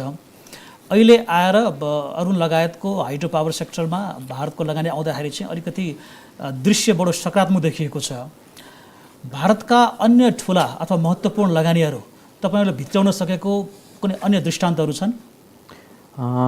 यो सर्वप्रथम त 10 वर्ष इतिहास बोकेको संस्थाले आफ्नो बिजनेस लाइफ साइकलको इन्ट्रोडक्सन फेज चाहिँ टुङ्ग्याएको अवस्था छ। अब जहाँसम्म ठुला लगानीकर्ताको कुरो गर्नुपर्दा मैले अघि पनि अलिकति कुरो राखेको थिएँ, त्यहाँ अघि घोषजीले पनि राखिसक्नु भएको छ। हाम्रो कम्पिटिसन भनेको अरू पनि मुलुकहरू र अब जस्तो भारतैकै कुरो गर्नुपर्दाखेरि पनि त्यहाँ कुन लेभलको चाहिँ रिटर्न्स या भनौँ न सुनिश्चितता चाहिँ एउटा लगानीकर्ताले पाएको छ भन्ने सवालमा धेरै विषयहरूले चाहिँ गाइड गरेको हुँदो रहेछ इन्भेस्टरलाई। उसले कन्ट्री एसेसमेन्ट गर्छ, लिगल रेजिम, पोलिसी रेजिम के छ र लगायत त्यहाँ अब पाउने सुविधा, प्रोत्साहनका विषयहरू यो सबै एसेसमेन्ट गरेर नै लगानीकर्ता आएको हुन्छ। ड्यु डिलिजेन्स गर्ने पाटोमा लगानीकर्ता भनिसकेपछि उसले सो पुँजी पनि परिचालन गर्ने हो, ऋण पुँजी पनि परिचालन गर्ने हो भने उसले त ब्याङ्करलाई, लेन्डरलाई पनि कन्भिन्स गर्नुपर्ने हुन्छ। अब जहाँसम्म यो दुईटा प्रोजेक्टको हकमा मैले अघि भने रिटेन्सन हामीले गर्न सम्भव भएको स्थिति देखिन्छ। त्यस्तै डाबर नेपालले पनि यो चाहिँ डाइरेक्ट इन्भेस्टमेन्टको पाटो, अब जहाँसम्म अघि जलविद्युतको कुरो गरे त्यो सार्वजनिक निजी साझेदारीको हो, यसमा पनि रिइन्भेस्टमेन्ट गर्छु भन्ने हिसाबले प्रस्ताव चाहिँ डाबर नेपालबाट आएको देखिन्छ। भनेपछि मार्केटप्रतिको ट्रस्ट चाहिँ छ र तर समग्रतामा हामीले चेन्ज म्यानेजमेन्टको प्रिन्सिपललाई आत्मसात गरेर अघि घोषजीले भन्नुभयो जस्तै यहाँ डाक्टर साहबले पनि केही कुरो राख्नुभयो, एउटा इन्कन्सिस्टेन्सी र अर्को लगानीकर्ताले अनसर्टिनिटिज चाहिँ हेर्न चाहेको हुँदैन। साँच्चै नै भन्नुहुन्छ भने लगानी बोर्ड भनेको पनि अलिकति private sector centric, investor centric पनि हुनुपर्ने र एट द सेम टाइम मूलभूत रूपमा हामीले बिर्सिनु नहुने चिज चाहिँ के छ भने अब जस्तो म योजना आयोगमै त्यो निड एसेसमेन्ट, कस्टिङ र फाइनेन्सिङ ग्यापको स्टिपुलेसन गर्ने एक्सर्साइजमा इन्भल्भ भएको थिएँ र 15 आवधिक योजनाको पनि भनौँ न डेभलपमेन्ट टार्गेट्सहरू एचिभ गर्न लगभग 92 खरबको हामीलाई आवश्यकता छ भने हामीले 55% चाहिँ निजी क्षेत्रबाट आकर्षित गर्नु छ।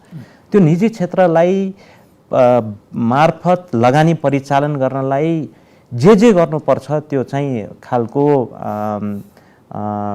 होमवर्क चाहिँ हामीले नगरे सम्भव छैन। हामी फेरि एकछिनपछि आउँदैछौँ। एउटा महत्त्वपूर्ण प्रश्न सोधिहालौँ।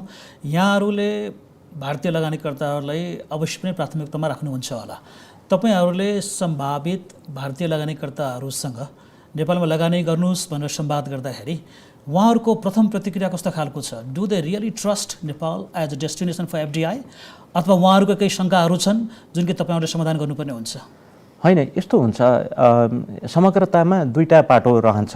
अब हामीले सोलिसिटेसनमा जहाँ चाहिँ हामीले आशयपत्र माग गर्छौँ त्यति बेला कुन लेभलको पार्टिसिपेसन हुन्छ भन्ने कुरो ओपन वाइडर रूपमा हामी गएका हुन्छौँ। तर के चिजले लगानी को प्रोबेबिलिटीलाई बढाउँछ भने मार्केट सुनिश्चितताको कुरो।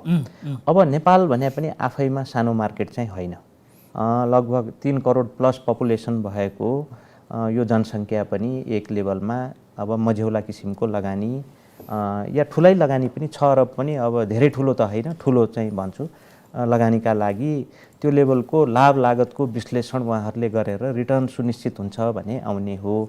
अब जहाँसम्म भारत जो सबै हिसाबले भनौँ हामी वस्तुगत रूपमै कुरा गरौँ, उहाँहरूको प्रत्यक्ष तपाईँहरूसँगको संवादमा कस्ता खालका चिन्ताहरू जाहेर गर्नुहुन्छ उहाँले नेपाललाई एउटा एफडिआई डेस्टिनेसनको रूपमा प्रमोट गर्दाखेरि? एफडिआईको रूपमा प्रमोट गर्ने सवालमा जग्गा व्यवस्थापन सबभन्दा पेचिलो विषय हो। आधारभूत पूर्वाधार भनिसकेपछि पहुँच मार्गको कुरो। अब उद्योग नै स्थापना गर्ने हो भने औद्योगिक park, special economic zone, real principally ती चिजहरू चाहिन्छन्। निर्वाध रूपमा त्यहाँ यातायातको व्यवस्था जो अहिले स्तरोन्नति पनि हुँदै गएको छ, त्यो यी चिजहरू भनेको एउटा खालको लगानी योग्य वातावरण निर्माण गर्ने सवालमा आधारभूत चिजहरूको तयारी अवस्थामा छौँ। हामीले जग निर्माण गरिसकेका छैनौँ यो पाटोमा र बोर्डर व्यवस्थापन लगायत यसमा अब हामीले हेर्दै जाने हो भने अब पोलिसी रेजिमको कुरो त छँदैछ, यो कुरो राखिसक्नु भएको छ। व्यवहारजन्य समस्याहरू भए म एकैछिन पछि तपाईँसँग चाहिँ फेरि आउनेछु। Mister Ghosh, what your fraternity, those who are investing in Nepal or those who want to invest in Nepal are talking in private, if you can say anything or something about that, you will do a great service to Nepal. Are they really apprehensive, or they are very positive, or if they are apprehensive, what are the issues that they talk most often? I'll tell you honestly, I don't feel there is a lack of trust. The issue is not on trust. The issue is on business terms. That is, one is incentives and return in totality. Right? Now, if you look at it, like I'll tell you the major problems that we face. Now, any foreign investor who is going to some other country, why he wants to go? What does he have? So, I would say essentially, a foreign investor would be successful in his own country, then only he is going to some other country to invest. So, he will have a brand, number one. He will have expertise to run his own business, and with that expertise and the brand, he is going to some other country because he has established business procedure. Now, the problems relating to these three fundamentals. Yeah, one be specific to Nepal. Yes, I'll be specific to Nepal. One will be, intellectual property rights issue. Yes. Brand name registration is something which needs to be reformed, and I am given to understand that some work is going on, and probably it will be reformed. Can you cite I'll an be example? specific. Yes, I'll be specific. That say any Indian brand owner, what happens is that Indian brand registration procedure is that within 6 months you get an initial search report, which is a provisional registration certificate, by which you can launch a brand. Okay. Now, whether the brand is going to be successful or not, one gets to know within 1 to 2 years' time. However, a permanent registration takes anything between 5 to 8 years in India. Now, as per Nepali rule, you need to have a permanent registration of the home country to get the brand registered in Nepal. So, what often happens is that before you can register your own brand in Nepal, somebody else can do it as per today's, the existing law, because it's a first come first served basis. So, most of the cases what happens that, the international renowned brands are registered in Nepal in somebody else's name. The problem is faced by many companies. If you want me to be specific, I can be specific. But that issue is getting gradually addressed, am I right? We are given to understand that it's being addressed, but nothing has come so far. Okay. Okay. So, one problem is that you are not very sure whether you will be able to register your own brand. Number two, there is another thing with this FITA, is that technically you cannot retail, but in general terms it has been expressed as that you cannot do trading. Now, because of various limitations in Nepal, we cannot manufacture our entire range in Nepal. First of all, it's a small market. In certain cases, there are a lot of, investment will be required, and this market may not justify that kind of investment as on date. So, what we are asking for is that certain percentage of our turnover, we should be able to import brands manufactured by our own principle, which any other trader can do. So, remaining on the same topic, yes. Let me ask you a question that needs a very bold answer, and I'm very sure you will do that. Are there any specific changes that you would like to recommend to our Foreign Investment and Technology Transfer Act? Yes, like this is the thing I'm telling. One is that import and sale of brands which we do not manufacture here. Okay, number one. Number one. Number two, a problem we are facing now is that for service bill remittance in Indian currency or foreign currency. Now, one that requires pre-approval presently. from Nepal Rastra Bank. Now, in certain cases like breakdown in plant, you cannot have a pre-approval. Second, that multiple procedures, like you go for an annual maintenance contract of, say, for example, for your software. Now, what happens is that you take a approval for the AMC. Probably, since it's going to be huge amount, you pay quarterly installment. So, before remitting each invoice, so every quarter you will have to take permission, which will delay the whole thing. And this is not only for FDI, for any other company also the same thing is happening. Now, third would be a recent addition in contract manufacturing. That is also a part of policy inconsistency. What happens is that certain, large volume popular brands, any manufacturer would go for contract manufacturing in India or elsewhere also. Now, the advantage is that if you go for contract manufacturing, you can have competitive pricing that will create demand in the popular brands, and consumer at the end of the day getting the product at a competitive price. So, that will fuel growth in that segment. So, presently the amendment suggests that only ancillary products can be done through contract manufacturing, not the main product. Now, in most of the manufacturing field, probably barring automobile or two-wheeler, there will be nothing ancillary. Either you manufacture your brand or you don't manufacture your brand. So, there is not enough clarity in this. Okay, so you have 3 specific suggestions, and one of them has been repatriation, and that would automatically feature the former governor. Dr. Shahab, repatriation लिएर नेपालमा विदेशी लगानीकर्ताहरूको कतिको चिन्ता छ र केही चिन्ताहरू छन् भने ती चिन्ताहरू कतिका जायज छन्? Repatriation. Yes, if I may correct this point, repatriation of dividend ma आजको दिनमा problem छैन. It used to be a problem that has been resolved, and we are very happy now repatriation of dividend is done pretty smoothly. It's only repatriation of service invoices. Okay. उहाँले जुन कुरो उठाउनु भयो त्यो service इन्भोइसेसमा यो problem चाहिँ नि banking सेक्टरको पनि छ।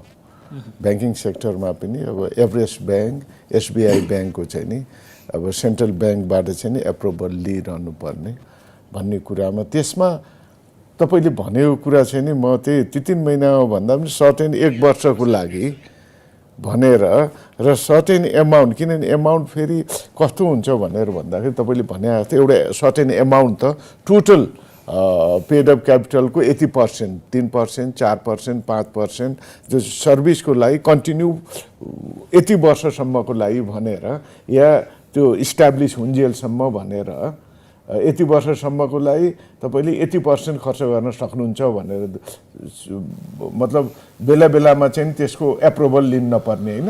हैन, हजुरको बुझाइमा अलिकति फरक पर्यो। हजुरले भन्नुभएको छ टेक्निकल सर्भिस फी जसको एउटा सर्टेन लिमिट छ, अहिले सायद 5% छ। 3%। मैले त्यही कुरा गरेको छैन। मैले के भनेको छु, सपोज कुनै प्लान्ट मेसिनरीको एनुअल मेन्टेनेन्स कन्ट्र्याक्ट हो। तपाईले भनेको जुन प्लान्ट मेसिनरीको अर्कोसँग उसमा हुँदैन, अब त्यसमा द एन्सिलरी प्रडक्टलाई मात्रै भनेर तपाईले भन्न खोजे त्यसलाई चाहिँ नि हुने कुरो भएन। अब यो तपाईले भनेको कुरालाई अब कहाँबाट एड्रेस हुन सक्छ भने उद्योग मन्त्रालयबाट एड्रेस भएर त्यो फिटा जुन बाइलजमा निकालेर उहाँले भनेको कुरा यो प्रब्लम छ भने यो प्रब्लम पहिलोचोटि मैले सुनिरहेको छु तपाईको यो प्रब्लम। त्यसले गर्दाखेरि यसलाई चाहिँ नि फिटाको बाइलज बनाउँदाखेरि चाहिँ त्यो चिजलाई चाहिँ उहाँले भनेको कुरालाई अहिलेको कुरालाई चाहिँ एड्रेस गर्न सकिन्छ। यो कन्ट्र्याक्ट म्यानुफ्याक्चरिङ सम्बन्धी कुराहरू पनि त्यसमा राखेर अनि त्यो त्यसबाट नै डाक्टर साहबकै जवाबमा यो फिटामा डाक्टर साहबले पनि देख्नुभएको कुनै अन्य सुधारका ठाउँहरू छन्? सुधारका ठाउँ त अब किन भनेर भन्दा फिटा धेरै हदसम्म चाहिँ नि राम्रो उ छ, त्यही हो कि यसको नेगेटिभ लिस्ट धेरै भयो भन्ने हो। जसले गर्दाखेरि मान्छेमा के अरे लगानीकर्ताहरू आउन खोजेको सेक्टर हुन त मान्छेलाई के छ भनेर भन्दा नेपालीहरूलाई नै यो कृषि त हाम्रो हो, एकदम अर्ग्यानिक प्रडक्ट त्यसमा विदेशीको ऊ नहोस् भनेर त्यो होइन। किनभने इन्टरनेसनली जब कि कृषिमै हामी डिपेन्डेन्ट भइरहेछ, इम्पोर्ट गरिरहेछौँ भनिसकेपछि कृषिमा विदेशी लगानी लिएर नि प्रडक्ट गरेर एक्सपोर्ट गर्दा के राम्रो हुँदैन र? त्यसले गर्दा त्यो नेगेटिभ लिस्टमा चाहिँ नि जुन छ बढी गरिदियो त्यसमा सुधार गर्ने नियत अलिक कम गरौँ न, कम गरौँ, जसले गर्दाखेरि चाहिँ विदेशी लगानीकर्तालाई चाहिँ नि यहाँ भेन्यूहरू धेरै होस्। नेपालमा आइसकेपछि यहाँ होइन यहाँ लगानी गर्छु भन्ने एउटा राम्रो होस् भन्ने। सुशीलजी, यहाँले एउटा संवेदनशील प्रश्न गरौँ। यहाँको लगानी बोर्डको पनि आफ्नै ऐन छ र विगतमा हाम्रो जानकारीमा आएको र केही अनुभवमा पनि आएको कुरा के हो भने केही पोलिटिकल एक्टर्सहरू चाहिँ यो लगानी बोर्डको स्कोप, यसले पाएको अटोनोमी, यसले गर्न खोजेको कामहरू बाट त्यति सन्तुष्ट थिएनन्।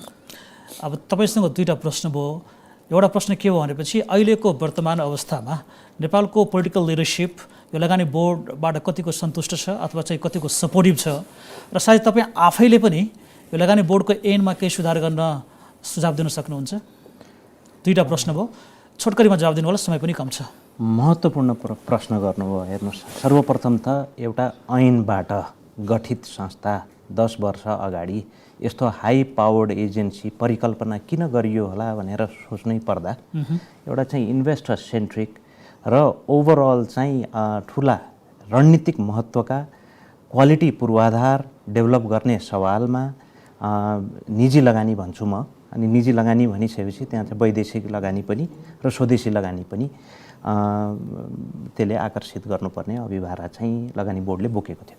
अब 2075मा पहिला लगानी बोर्ड ऐनबाट गठित संस्था 2075मा आएर सार्वजनिक निजी साझेदारी तथा लगानी ऐन भन्नुको मतलब हामीले सार्वजनिक निजी साझेदारीलाई पनि व्यवस्थित गर्दै जानुपर्ने अभिभारा पनि लगानी बोर्डको काँधमा आएको स्थिति हो र म्यान्डेट थप स्ट्रेन्थन गरिएको स्थिति थियो। पहिला 500 मेगावाट भन्दा माथिका जलविद्युत ऊर्जा परियोजना तथा 10 अरब भन्दा माथिको परियोजना भनिएको थियो। अहिले आएर 200 मेगावाट भन्दा माथिको ऊर्जाको हकमा र 6 अरब भन्नुको मतलब त्यो संस्थाले 9 वर्षमा पनि एउटा खालको क्रेडिबिलिटी चाहिँ बनाइसकेको स्थिति चाहिँ देखिन्थ्यो र ट्रस्ट पनि इन्भेस्टर माझ, किनभने वर्ड अफ माउथ त अब ब्रान्ड एम्बेसडर भनेकै इन्भेस्टर नै हुन्। मैले त अघि पनि उहाँ घोषजीलाई ल न ठुलो प्रोपोजिसन कुनै छ भने प्रपोजल लिएर आउनुहोस् भनेको छु। भने मतलब मैले मात्र होइन, लगानी बोर्डको कार्यालयका सम्पूर्ण जो चाहिँ त्यहाँ कार्यरत साथीहरू हुनुहुन्छ हामी त्यो एटिट्युड र एप्टिट्युडमा जान्छौँ। र समष्टिगत रूपमा म त्यो विषयमा आउनु पूर्व पनि म के भन्न चाहन्छु भने समष्टिगत चाहिँ आर्थिक सामाजिक विकासका लागि पूर्वाधार भनेको फाउन्डेसन हो र नेसनको डेभलपमेन्ट टार्गेट एचिभ गर्ने सवालमा सेक्टर स्पेसिफिक चाहिँ जो डेभलपमेन्ट स्ट्राटेजी छ त्यसलाई कम्प्लिमेन्ट गर्ने काम गर्दैछौँ भनेपछि सेयर्ड भिजन, सेयर्ड गोल र सेयर्ड अब्जेक्टिभको अवधारणामा हामी अगाडि बढ्नुपर्नेछ।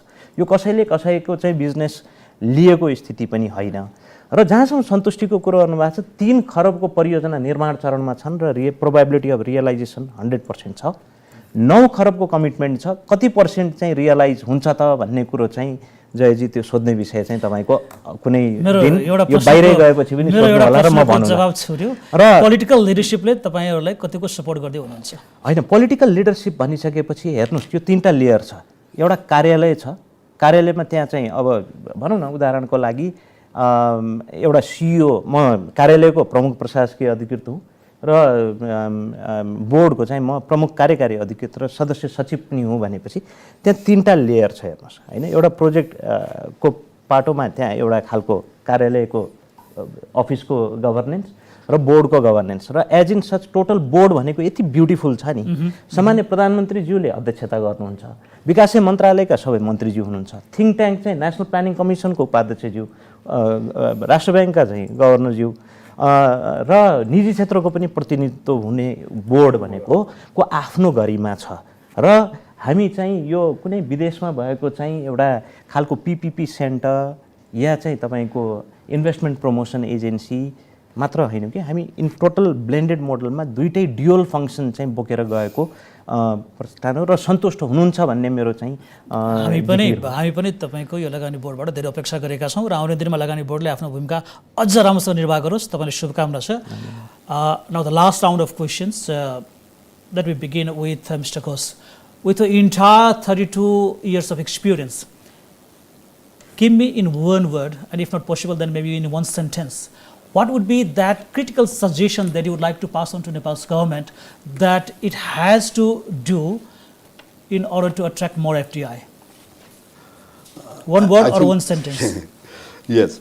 I think what one needs to do is that be realistic, do a bit of study what's happening in the neighboring market, and be competitive.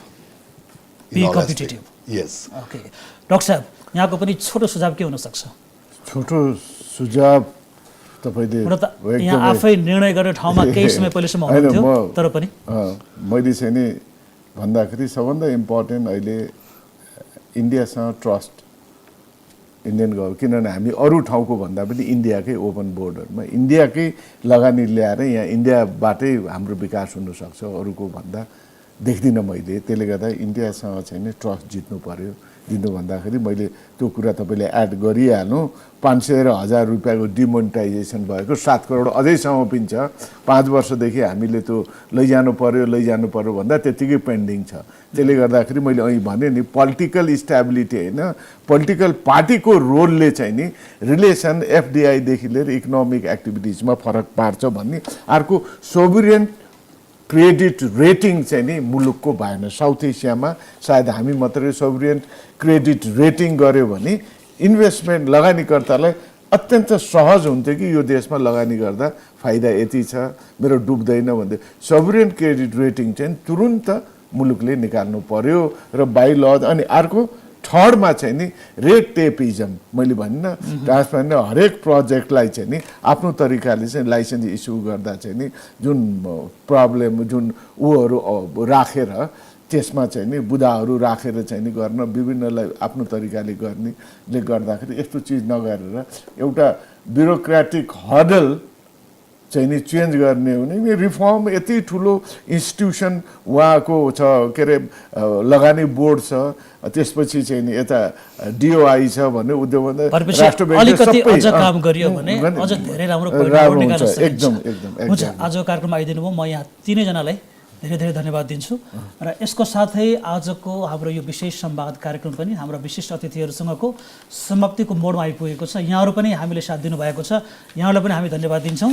र अन्त्यमा नेपाल र भारतको जुन शताब्दीौँ पुरानो सम्बन्ध छ र जुन घनिष्ठता छ त्यसलाई हेरेर परम्परागत रूपमा जुन नेपालको वैदेशिक लगानीको क्षेत्रमा भारतको भूमिका रहेको थियो अग्रणी, त्यो भूमिका फेरि पनि कायम गर्न सकिन्छ यदि हामीले दुवै देशको बिचमा रहेको अलिकति त ट्रस्ट डेफिसिटको फ्याक्टरलाई सम्बोधन गर्न सक्यौँ भने। तर हामी खुसी छौँ नेपालको अर्को छिमेकी देशबाट प्रशस्त मात्रामा एफडिआई बढ्ने क्रममा रहेको छ र कहीँ यदि कुनै कम भएको छ भने त्यसलाई पनि बढाउन सकिन्छ। हस् त, यहाँबाट हामीले साथ दिनुभयो, धेरै धेरै धन्यवाद। The Asian Institute of Diplomacy and International Affairs AIDIA in association with the Embassy of India presents roundtable meeting on attracting Indian investment in Nepal, past successes and future opportunities, supported by Team Ventures, Kyal Group, Sal Trading Corporation, Vriddhi Group, Samanantar Nirvan Seva Private Limited, Sarma and Company, Padmasri Group, Kumar Shrestha Nirvan Seva Private Limited.